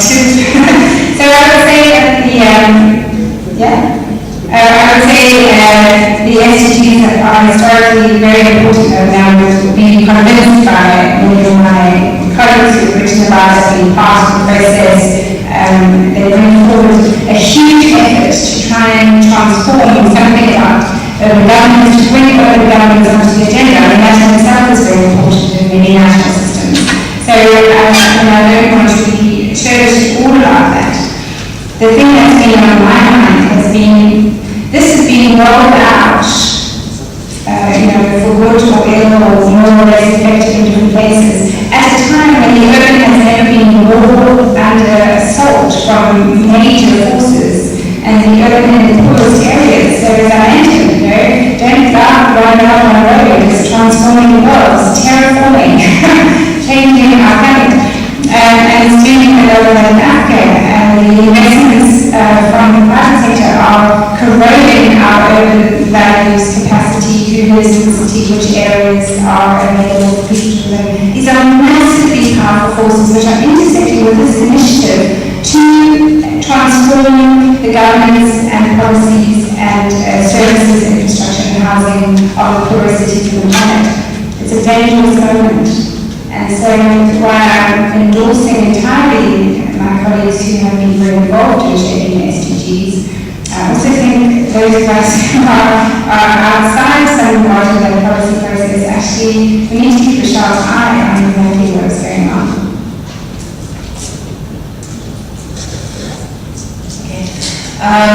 It's come up again and again, this idea that, okay, we have a global framework, I think it's important that it's there, but they're all actors in society that need to work together to achieve something. There's not one part that can actually progress. But of course, we need to keep our roots in reality. Day-to-day life is very detached from this global, idealistic perspective. But we should keep in mind what we're working towards, that I very much believe in. I'm more likely that it's something to sort of start the global dialogue, to make sure that we're talking the same language about the same things and start to share our experiences within that framework. I mean, I'm thinking of the traffic, for example, there's so many initiatives now that could be shared. A small thing is changing working hours. Milan, we have exactly the same. Anybody might find out this is my point because I was traveling over Milan to the airport and we were stuck on the highway for about an hour. The issues are the same. What can you do? One thing they're starting to do is change working hours. So different companies work at different times of the day to try and ease the traffic on that road. So it's not just in one go for 1 hour, but sort of spread over the day. These are all things which could make everybody's life easier, one small initiative at a time. I think it needs to start there, from the smaller initiatives, and from learning what works, and also accepting what doesn't. And in doing that, of course, keeping in mind the global framework and using the same language to communicate this. Thank you. I would like to raise another point, actually. You're saying, what does the man think about SDGs during his normal daily life? And actually, I think he does not think about the SDGs as the SDGs, but his work in the best sense, if he does it, in his best capacity, and if you have an enabling environment, a governance structure, then of course we are all every urban planner also here in Accra is working towards the SDGs without having them in mind every day. But we try to enhance housing conditions. Others try to enhance transport conditions and so on and so on. And they all contribute to the SDGs. You might not call them SDGs. But anyway, so that is, I think, that is the capacity, because we have good planners here in Africa and elsewhere. Maybe we have to need some more. We have willing people actually on the ground normally, but what inhibits them very often is the middle governance level. So people get frustrated and nothing goes on. And I think that is one of the key issues, policy. Thank you very much. The SDGs have to be internalized, as I said. Every country has to find its own niche. and the discussions before the SDGs, the African development countries came together. And when they even had the 17 goals, they decided to prioritize 10. And the African Union agenda prioritizes at least 7 of the, which is interrelated with the African aspirations. A lot of the great aspiration is infrastructure development, with science, technology driving it. For example, the question you posed about traffic, this is where we need to be innovative. How do we develop, mobile applications and inform, transport? We can use the mobile applications and don't go on a block this road because it's jammed. And this is where the civil engineers come in. This is where the traffic controllers come in. This is where the planners come in. So you're all supposed to be innovative and finding that advantage. The development goals are adapted and we're working towards it. But the African agenda has its own vision, and that is a 50-year vision. And this is where we have to work, as Africa, and put it all within context. So, yes, again, I would say yes, the global agenda is very important. We think globally, and Africa has to learn now to think big. Look beyond, the small little things, go beyond. And like China has done, like Malaysia has done, they all think big, with visions more than just 2 years or 3 years. They have talked, African Union is thinking about 50 years. So if we put all these together, and I think if you come back to 10 years, you see the transformation that Africa really, really wants. Thank you. Thank you. There's at least some sense in these visions. I'd like to include this now, and please, due to time constraint, there won't be too many questions that we can pose. But there's some very urgent hands up. I see the lady in the back, please. And then, yes, probably we'll do 2 rounds or so. First the lady, then I'll go to the left, and I'll take 3 questions first, please.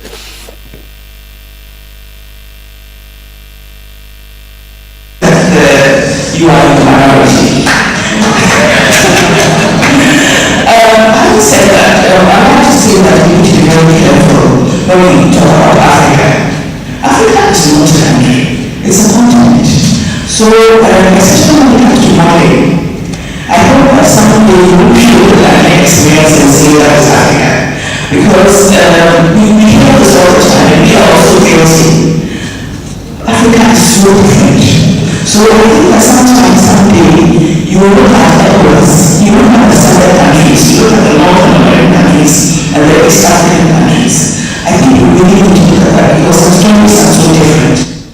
And that is something I think very strongly about. Thank you.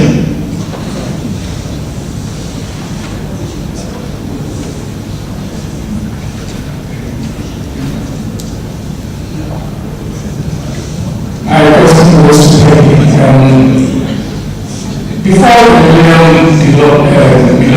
sustainable development goals came into effect, Jeffrey Sachs intimated that the UN at the highest level should have on its council for the sustainable development goals more scientists than economists, and Sachs himself is an economist.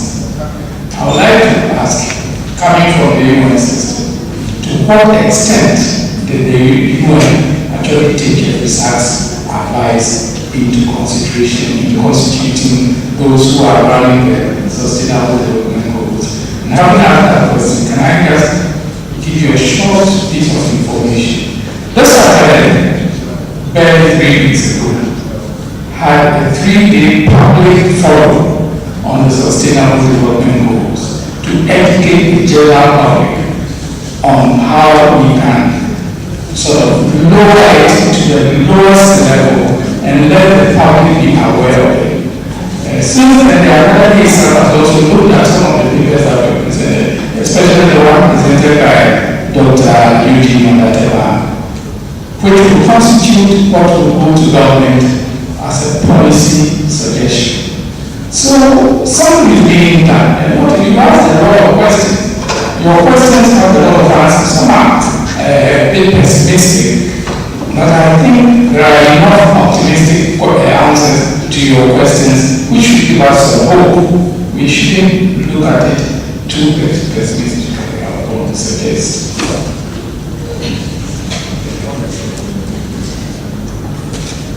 One more question. The gentleman in the brown skirt, I'm not forgetting you.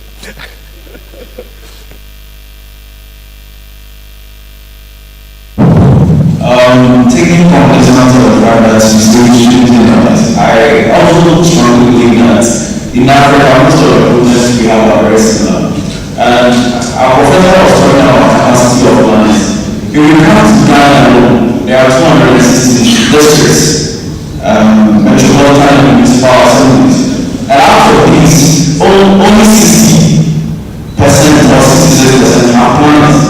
And even those that are planners, all that they do daily is to make sure they are providing guidance for permitting and all that. And that's all they do. Most of these districts do not have spatial plans to actually guide the development of the settlements, where the green spaces should be, the transportation network, even planning in terms of the type of job that will be done in the next 5 years and all that. So in terms of that, I can comfortably say that in Africa, it's very low.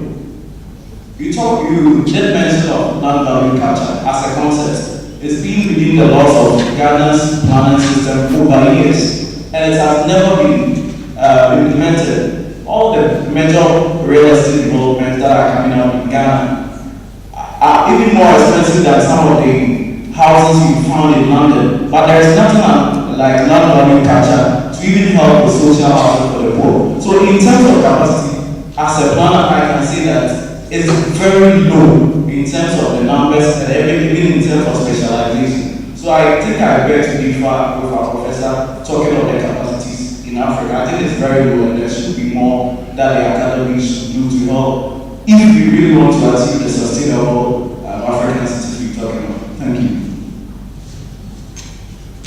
Thank you for this first round of questions. So I will allow the panelists to react in whatever order they decide to do so. Thank you, Professor. Yeah, you're right.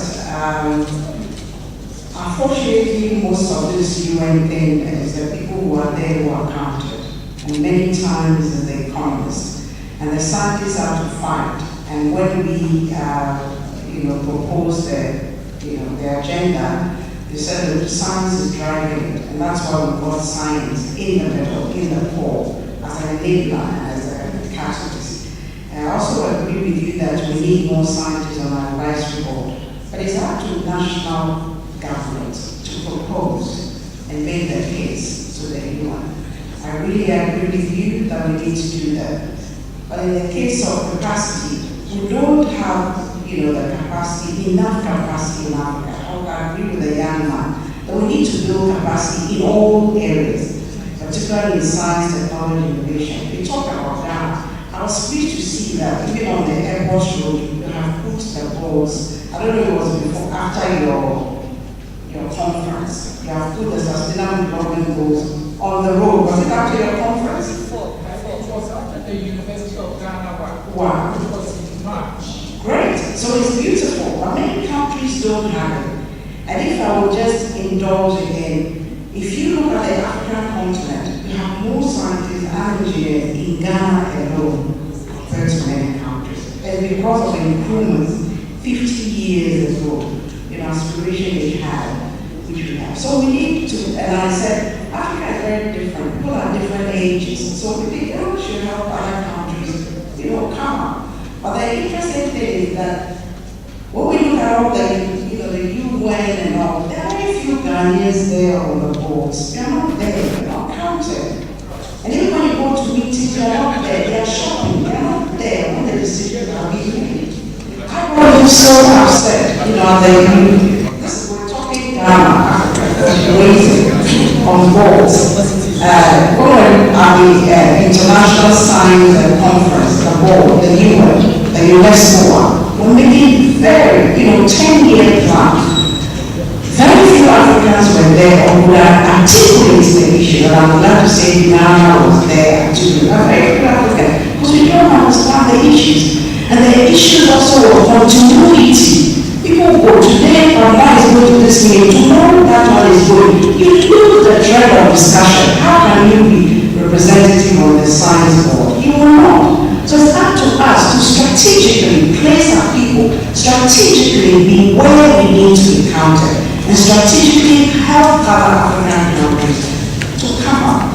So if by doing that, and I think the other thing that I also want to raise is needs and numbers. You have all these development plans, but how many people do you need for the bills you have? You don't really have the data. How many engineers do you need for the next 10 years so that you can grow them? Germany has, India has, they're giving all the data. Like Ghana you have, Nigeria you have, Cameroon, Ethiopia. Do you have those data? Needs and numbers to drive them. Socio-economic transformation for the next 5 or 10 years. We don't have. So these are pertinent issues, pertinent areas that we have to look at. So if you're looking at the sustainable development goals, do you have the capacity and the people, to be able to drive that? So we Africans, yes, others may not be able to articulate the Africa, but let's work with them and learn the good practices that we have so that we can forge ahead as Africa. And in particular as Ghana. Thank you. So sorry I got so passionate. Just a quick response to my colleague here from planning. I still think the knowledge is here, but maybe the capacity in numbers, of course. But it is again, I want to stress again, even if we have the capacity in numbers and the knowledge, it is often, very often, all the goodwill is hindered by that level of governance that will not allow you to pursue what you have learned in your good education. Okay, so maybe first of all to respond to the question about, not a question, a comment, I think that you cannot overgeneralize. I completely agree. Africa is not a country. It's something that drives me crazy. If I tell people I'm born in South Africa or Botswana, they immediately quite often go to, Africa, yeah. Drives me absolutely crazy. I once saw a cartoon, I don't know where it was made, but it was Santa Claus with different presents. And he had his list, and it was London, Delhi, New York, and Africa. Crazy. It's true that sometimes this kind of generalization does occur. It's true, it's an issue. But honestly, it is something that, here we find things that are in common as well. We're also looking for commonalities. Of course, first and foremost, we respect where everybody comes from. We respect the differences, the richness that comes from that. I mean, in Europe as well, if I show some of the maps I show at conferences, people are also defending like, why do you generalize the whole of Europe? Europe is not a country. It's true, it's why we go down and we look at the regional scale, because even in Belgium, what's happening in Flanders is very different to what happens in the south. I mean, that is true. Everything is specific to a place. It's why, for example, these natural water retention measures, what works in one place doesn't necessarily work in another place. Or it's a different level of efficiency of that same idea working. But at the end of the day, we are trying to work towards solutions. And there are some things that we can learn from each other, and that can be then applied, of course, taking into account the local conditions and limitations and advantage opportunities that are locally. We can then reshape that idea and make it into something that works locally. Well, I agree very strongly with the idea that we must look at the diversity of urban experiences across the world, certainly this continent. So I try very hard to use the phrase African cities. are many cities across the continent which have strong connections with many different places, unique configurations, particular histories and stories, which very strongly shape their potential futures. So in that sense, to have that conceptualization in our heads, so sometimes working with theoretical concepts is very important because it helps you to set a clearer analytical pathway. So that's just a kind of core statement you make in urban theory, and it really helps to open up the question as you indicate.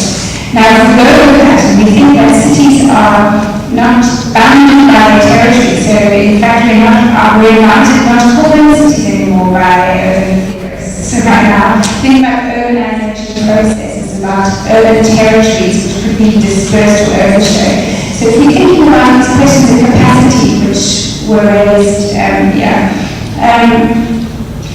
so this is why I think the transnational territorial network idea is quite interesting, because one, I was trying to get across too quickly, but that it relies on quite agile actors navigating across different groupings and concerns.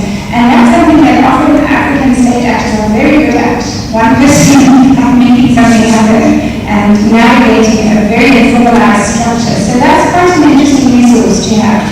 And the second thing is that the globalized actors, they're localized. To operate as a developer, you have to embed yourself in the locality and work out how to work it. How can you trust your development when there's no land title and the family might come back and demand more money in some state or burning house down because they don't like that you're developing on their land, you know? It's very uncertain. But some people have to embed themselves in the context to gain the capacity to operate. So local actors are always very local, but they also have experience from many different places. So every developer that comes out, I'm pretty sure, is very used to giving up their profits for this, that, and the next thing. Here, you seem to have been successful at securing planning for roads, for some infrastructure contributions, for making the development possible. So one question, that you could pose then from this analysis, rather than trying to build effective local government area directions, might be an interesting strategic investment to build capacity to navigate these demands to benefit from all these extravagant things going on. So that's the kind of response that I would make to that case. I think, even Jogo, the project you looked at there, there were 3 plans working on it. In London, there were about 70, in Shanghai, hundreds. So, this is very differently capacitated. But I think you could also look at things in a positive way and be optimistic. Yeah. I would like to say that I'm grateful for the organizers of this conference. Indeed, this conference is an eye-opener, and I see that this institute should try and engage with the professional association and the Institute of Architects, Engineers, Planners, so that we come up with a program so that science can lead. And I'm sure if this institute is the way, because I see that it has all the other professional bodies. So if it can actually sort of lead and come up with some kind of a program, set the agenda, this country, I think we can make a lot of changes and see improvements. I've enjoyed the whole conference. I think it's been great. Thank you very much. There's a whole conference because it's secrets, but we have so many hands up. Do a very brief second round with two questions and please some very brief answers. There was the lady in the front who was one of the first to raise her hands, so I'll give you a chance, and somebody in the back. Well, I'll still have to decide. the power of the moderator. I'm sorry.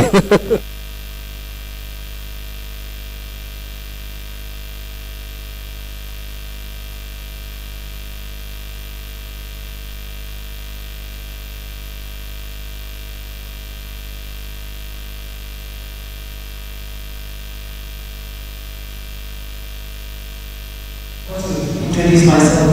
I'm a fellow of the Ghana Academy of Arts and Sciences. The one I mentioned. So we have tried to domesticate, the SDGs. And in fact, there's a whole structure which is not only at the national level, but also incorporates people from the community level and the district and municipal levels. In fact, last week there was a meeting for market women on the SDGs.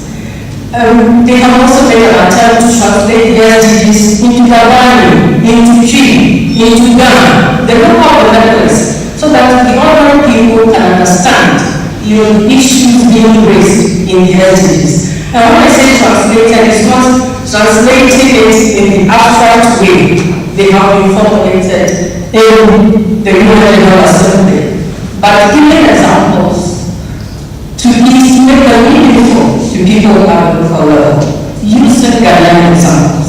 And I think it's quite important to, take note of that. I want to, there's another question, for Dr. Oti Boateng. You mentioned 4 P's, and you know how, things you see in all the literature and all the presentations on the SDGs, 5 P's. So I'm just wondering why you left out prosperity. The 5 P's are people, prosperity, climate, peace, and partnership. Why do you leave out prosperity? Maybe this is well. I thought almost nostalgic hearing Professor Robinson, quote Max Blackman, an African miner is a miner. This is also the basis I used in my thesis in the 1970s. I'm an old woman. Because, the Manchester School in those days, they did a lot of work in Zambia and the Central African and Southern African countries on these issues. But I think there's something that I haven't seen come across in the discussion so far, and that is, it's not only an African miner is a miner in terms of looking at industrialized context, the urban context, and so on in Africa, but also they go on to say that yes, they are miners like all the other miners elsewhere, but in terms of social interaction between these African miners, African workers, you see some elements that reflect their Africanness or their Ghanaianness. And I think this is something we shouldn't lose sight of. So we have the urban areas which may exhibit elements which are almost universal, and we also have elements which are very African. But in terms of social interactions between people, between the urban dwellers, what we see, I haven't so far anything being said about these social interactions. I think this is something, maybe there are studies that have been done since those days, which may be quite illuminating for us in terms of informing our thoughts about social interactions between the urban dwellers. Is this concept also relevant in terms of considering sustainable African cities? Social interactions between urban dwellers? I think there is something we really need to think of. Thank you. So one last one. The gentleman who would like to I'm only collecting issues now, and we really have to take Keep it brief, please, and some brief answers, please.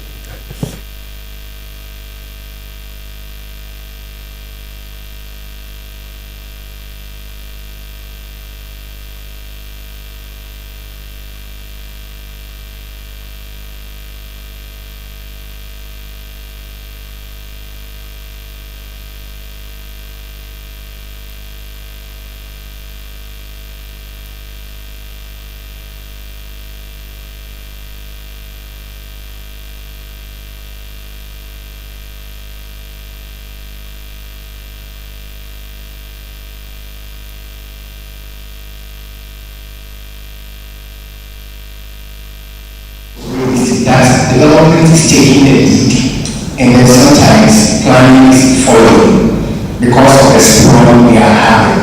But the question we want to ask is how are plans also taking the lead, and also the available mental structures ensuring that when we take the lead, we are policing whatever we have planned for. It is very important. Occasionally we are told that for this particular site, this is what should happen. The routes are here, and yet the roads are spreading out. We just find the route is complete, stop working. The next time around, it is completed, painted, and being inhabited. The next metropolitan or municipal authority that wants to act will be told that no, you are taking things too far. We heard part of it yesterday too. Go stop what you are doing. And now we are facing a lot of problems in that challenge. And also what are ceilings here? The question we are asking is, in the morning we were told the traffic is heading in one direction. In the evening it is in the other direction. Somewhere in the early 2000s, I found something in Rio that I think maybe sometimes African cities will not implement it. I don't know of elsewhere. But in the morning when the traffic is massive, you find that part of the other road is added to the road that is heading in one direction so that it will help in the transportation. It makes it better. How have we done it? Because we find part of the road being vacant and then all leaving and all children. Where are the plans? Where are those who should be implemented? And then since I'm coming from the media, my last point, I think the academy, even after this meeting, should be making a very conscious effort to engage the media. They will tell you they are in business, they must make money, that is what they say. But when we make a conscious effort to say that when all the people have been washed away to the sea, you cannot make any more money. I think we can consciously now put in place programs weekly. Some even like to even do it daily, provided we engage them so well, and then we can make progress from there. We don't want all the issues being left in this room after me. Thank you so much. Thank you very much. The last round of, again, please very brief answers and comments on what occurs. Thank you very much. I think I had thank you for the Ghana, domestication of the SDGs. I think you should share it with others so that other African countries do really better work. If you've done it right to their level, that would be very good. And I think it should be publicized and it should be shared. The 4 Ps, yes, I was referring to UNESCO's role, not the whole SDG. And we, our program is on the 4 Ps. Yes, there's prosperity, but I was referring to UNESCO's science link. So if prosperity is missing, it is not because we don't appreciate that we have prosperity, but I was referring to that. The other issue is about communication. Yes, I think that's what we don't have. We need to work on that, communication and advocacy. Those are issues that for example, what we even have done using science and technology here is that we have, streaming, live streaming. We could have live streamed this program. People don't need to be here. We should have live streaming. This is why we're using technology for enhancing whatever we're doing. And we have so many meetings, you don't have to. Now we have virtual lives. We are streaming. Is it live streaming? So, we can Google and we can live stream. Yeah, so that's a class. So that many more people can hear it. And then the young people now have all the YouTube. Is it on YouTube? Already being said. And if I Google with a good infrastructure and internet, look at the area. This is where we need to, we need to look at. I think I'll leave the planners to do the planning. Thank you.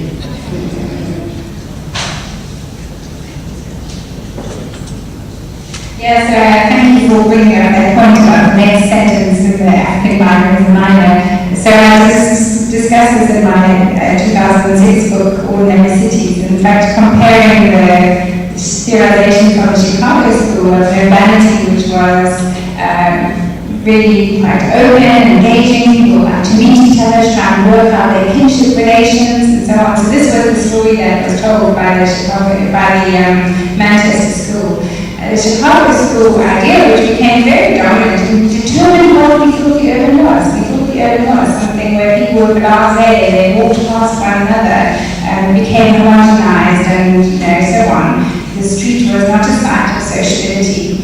So it's an example, and we can have many examples of how a received wisdom about urbanity, a theory theory of the urban draws on one place, one kind of city, and after the northern more-resource cities, you've got lots of scholars stripping away, and ignores others. So my question about what do we do with that? Do we say, oh, look, African cities are so different, they're so distinctive, African cultures like this, and do we stop there? Or do we say, no, this is a starting point for re-theorizing the urban, for rethinking what we say the urban is, and that I think is the current project of urban studies, is to rethink the urban, to bring out stories that can circulate and be used and be valuable. So I see distinctive experiences as starting points for changing our understandings. Thank you very much. Looking at the clock, it's 1 sharp time for lunch, but it's probably 5 minutes past 12 to start rethinking about the city and the African city in particular, and many particular African cities we have. So as only 3 months, so many take-home messages after this conference for the closing panel here. I've learned that there's some sense in maintaining and entertaining visions, but visions don't remain alive without constant debate and putting them into practice. We need to internalize policies and policy, and we need to take a very close look at local instances of how cities and how urbanity and how everyday life in the cities is processing. Thank you very much for the panelists for this last session of the conference. Thank you very much to the audience, and I'd like to hand over to our Master of Ceremonies. Thank you.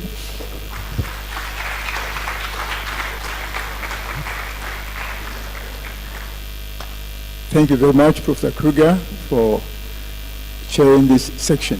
And panelists, once again, thank you very much. As I said earlier this morning, as we are getting to the end, it became more and more interesting, and we wish to stay on. But some have to travel this evening, so we can continue. What we want to do before we go for lunch is first to ask Mr. Benedict Aku, who is our chief rapporteur, to briefly give us our draft communique, something which we all should be part of it, to tell the world what has been the result of this 2.5 days we've been meeting together to think about sustainable African cities. So, Mr. Akon, you have a word. Incidentally, Mr. Akon is a Ghanaian, but at the moment he's based in Germany doing his doctoral work and is working under Professor Beate Lonet. So,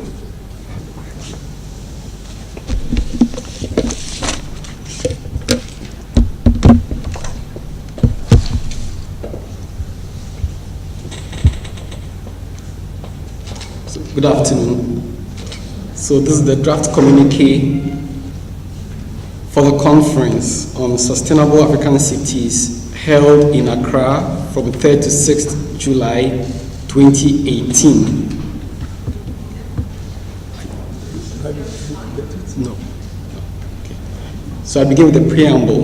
With the participants of the conference held under the theme Sustainable African Cities, debating current challenges and exploring future pathways in Accra from 3rd to 6th July 2018, jointly organized by the Ghana Academy of Arts and Sciences, Leopoldina National Academy of Sciences, Network of African Science Academies, and the Academy of Science of South Africa, consisting of academics and practitioners on the subject area from 14 countries the world over, reminded of the tone set for the conference in the opening speech of the Minister of Planning of the Republic of Ghana, Professor Jan Bafo, who introduced participants to the transformational agenda of the Government of Ghana under the Coordinated Program of Economic and Social Development Policies, which are aimed at promoting sustainable, spatially integrated, balanced and orderly development of human settlements and providing adequate, safe, secure, quality and affordable social housing and private housing solutions. Having deliberated on the issue for the past 3 days through presentations, group breakouts, and discussions, fully aware of the enormous challenges that confront urbanization in Africa, the linkages between urban and rural areas, the potential inherent in the urban area, as well as the progress made so far at managing urbanization. Key among the issues discussed were the conceptualization of the African city, sustainable urban housing, urban ecosystems and ecological management, urban economic and spatial management, livelihood security, urban health security, disaster preparedness and management, and climate change adaptation. Drawing inspiration from the Sustainable Development Goals, particularly Goal 11 on sustainable cities and communities, and the imperative to leave no one behind, we are convinced of the need to interrogate, receive knowledge on the issue, and the need for homegrown solutions compatible with the sociocultural aspirations of the people. Would like to address the following concerns to the national and local governments, the African academies, and indeed everyone concerned with the sustainable management of African cities. First, the people must be the center. In the light of competing interests for dominance in the African urban space, the need to prioritize the welfare of the general population is paramount. Key to this include policy strategies that would secure the health of urban dwellers, provide food sufficiency, adequate housing, sufficient transport system, security and decent employment. A good balance is needed between the profit motive of businesses, both foreign and local, and the well-being of people to address the inequalities that exist in the African city. Preventive health measures such as proper waste management, awareness creation on physical and mental health, and lifestyle changes would ameliorate the burden placed on curative health care. There is a need also to revisit the issue of land tenure reforms and colonial-era planning approaches that are out of touch with the current realities of the African city. This would go a long way in mitigating the housing challenges faced by many African cities, as well as making room for productive urban agriculture and the benefits drawn from the other ecosystem services. Alternative investment options available for putting in place efficient and reliable transport systems need to be looked into as alternatives to the urban sprawl as well. Water storage systems, both at the household and city level, as well as means to check flooding in the cities, needs to be looked into. The need to create decent employment opportunities cannot be overemphasized. Apprenticeship programs to equip young people with the requisite skills needed in the job market needs looking into. Labor-intensive construction approaches are known to be one of the sectors that create more jobs per dollar invested. Number 2, research and evidence-based policy making. The positive correlation between research and development and economic growth and development in cities elsewhere is well proven. Key to this is investments in science, technology, and innovation. The disconnect between research, industry, and policy making concerning urbanization in Africa needs to be addressed. African governments, both national and local, as well as the private sector, need to invest more into research to inform policy making. Dialogue platforms need to be created and institutionalized between academia, industry, and policy makers. Academics also need to be encouraged to do more policy-relevant research, even as they need to enhance their collaboration with practitioners. Research dissemination approaches targeted at policy making are also needed. Number 3, synergy among African cities. Efforts to enhance collaboration and synergy among the governments of African cities need urgent attention. Mayors and other political and technical actors in charge of running African cities need to be exposed to the opportunities in collaborating and sharing ideas among themselves. These include research experiences and best practices on issues of mutual interest. Sister city relationships must be looked at as real opportunities for genuine partnership and cooperation among equal partners with common interest. Organizations such as ICLAI offer the platform to address the local impacts of global change phenomena, such as climate change and urbanization. Number 4, good urban governance. The need for good urban governance cannot be overemphasized. Many of the challenges faced in the African city can be traced to the issue of governance. Bringing on board all the relevant actors to the governance space is crucial to urban outcomes. Genuine participatory approaches are needed to bring governance to the doorsteps of the people. In line with this are accountability and transparency processes needed to build trust with the people. Equity is needed in the distribution of urban goods, and that must be seen to be done. The implementation and enforcement of policies and laws without fear or favor would engender the needed trust in the system. Participatory processes and effective communication strategies can make public awareness creation and education on urban policies and laws elicit the needed popular consent and concurrence. To conclude, it is our firm conviction that the opportunities offered by urbanization in Africa can be enhanced to overcome the challenges it poses if these suggestions offered above are taken on board in addition to what is already being pursued.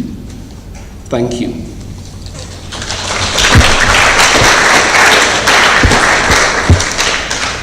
Thank you very much, Benedict.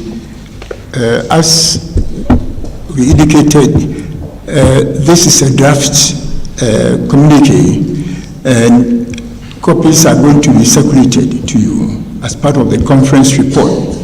And within 2 weeks, we expect you to give us a feedback if you have any further inputs to make to this communique.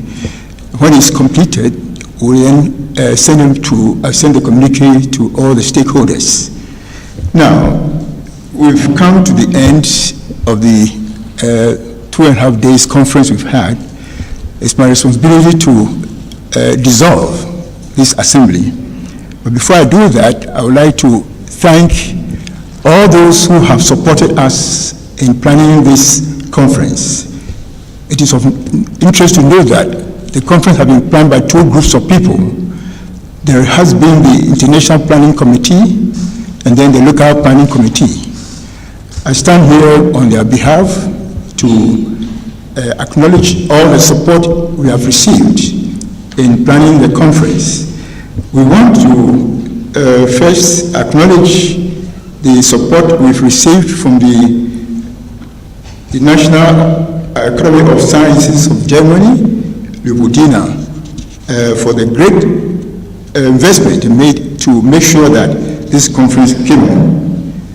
And I would like to single out Professor Foucault William, who has been with us since the beginning. In fact, he's been very committed to this conference, not only making sure that we got the funds to do it, but also to be here to listen to the proceedings and to make a contribution. Prof, thank you very much for your support.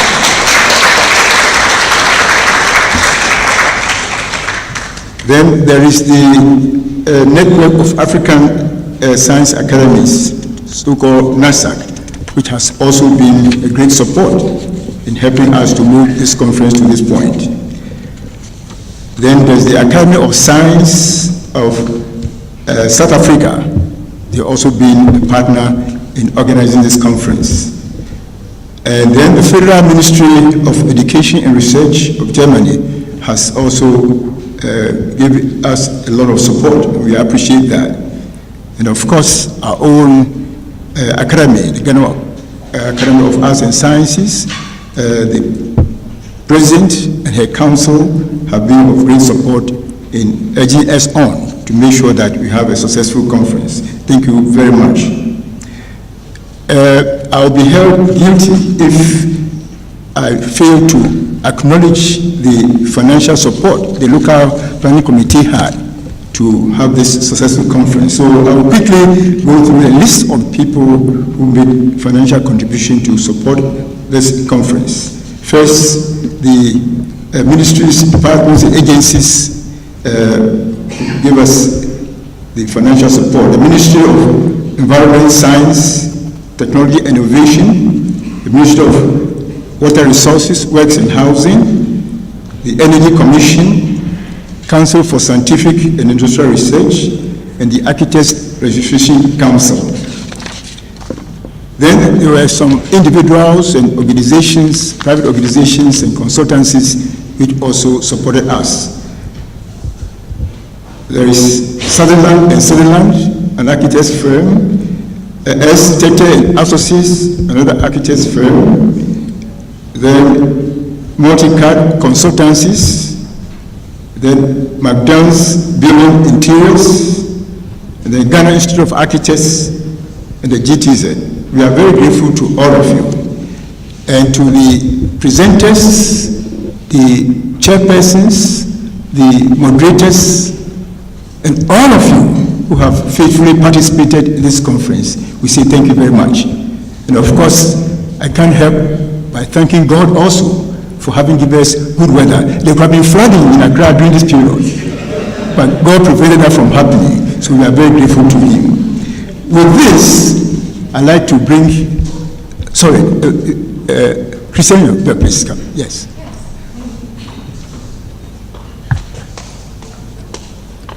I will not allow you to close the session before we had a chance to thank you also, and also to raise a few other points. Just hold on for a moment. Some of you may know it was not the Leopoldina on its own, but the Leopoldina received funding from the German Ministry for Research and Education to enable this conference, so I should mention this. Another point I want to raise, the gentleman earlier said quite rightly, we should reach out to the media, and I'm proud to say that at this conference we have done it. So we had several journalists in our midst, so the gentleman from the African News Network and a gentleman from SciDevNet. And you will be pleased to hear that this conference is already featured in a number of newspapers yesterday and also online news. So people know, and we know this being live streamed here. So yes, now to the thanks. So Professor Henry Wellington, thank you so much. It was right from the start over a year ago when we got in touch with the Ghana Academy of Arts and Sciences to find out whether they would be so generous to host this actual taking place of the conference, and Professor Wellington declared himself, proposed himself to lead the work on this side of the Ghana Academy, and he's been so fantastic over the whole year, and as you all have noticed also so, one present. So, thank you very much.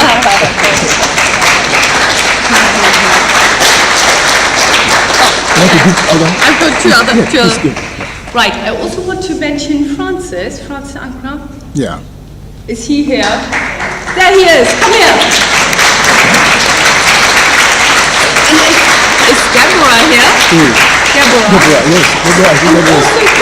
Could somebody call Deborah in? But Deborah will represent, she's a lovely lady, she will represent all the members of staff of the GAAS, I hope. I'm sure she can do that. But Francis, not running away, Francis, you stay here.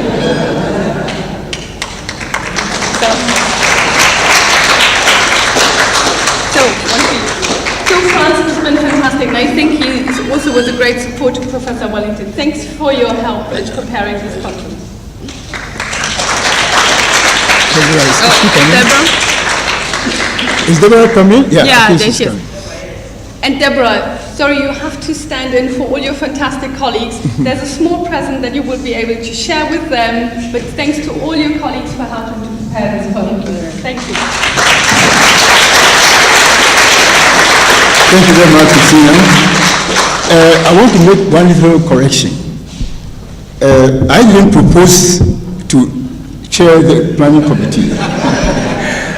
Originally, it was Professor Milstete who took up the responsibility to do this. He didn't run away, he fell ill. And the president asked me to take it up. Why? Because Professor Milstete was my student. I taught him. Yes. So now, thank you very much for starting the work. Yeah. Now, to do three quick announcements. First, to remind you to make sure that we have your current email addresses. Because I said the report of the conference, the brief report, and then the draft communique is going to be circulated to you. So make sure we have your address. Then those who will be going to the castle tomorrow, that is those who are not flying out this evening, please wait behind for some information. And then finally, this one is not being, if you like it, I'm not being too smart. I'm being an academic.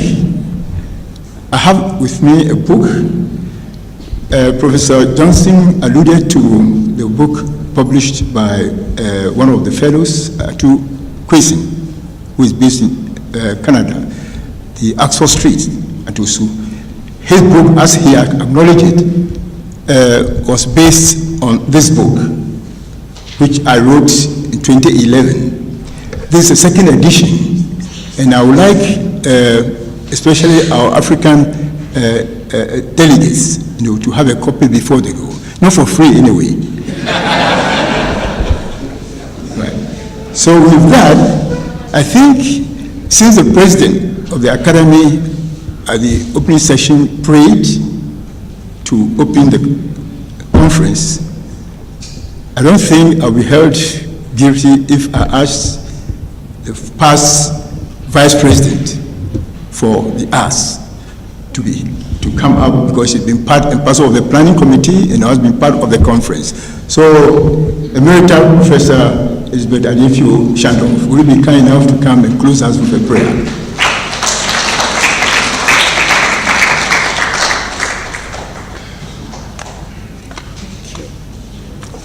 Shall we pray? Almighty and everlasting Father, we thank you for your grace and mercies. We thank you for traveling mercies for all participants who travel far and near, and particularly for the 3-day conference that we have successfully held here.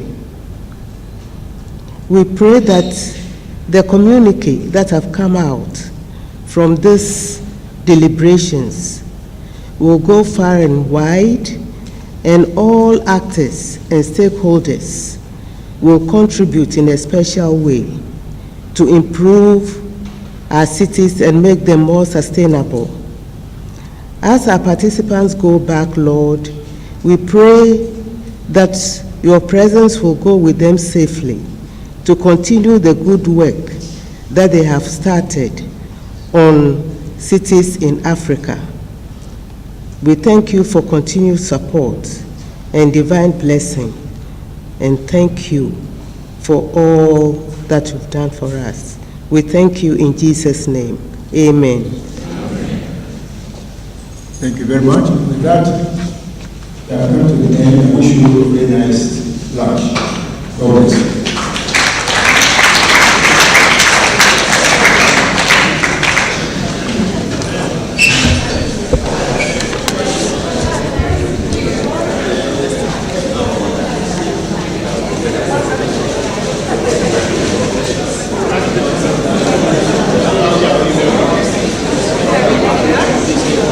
Thank you.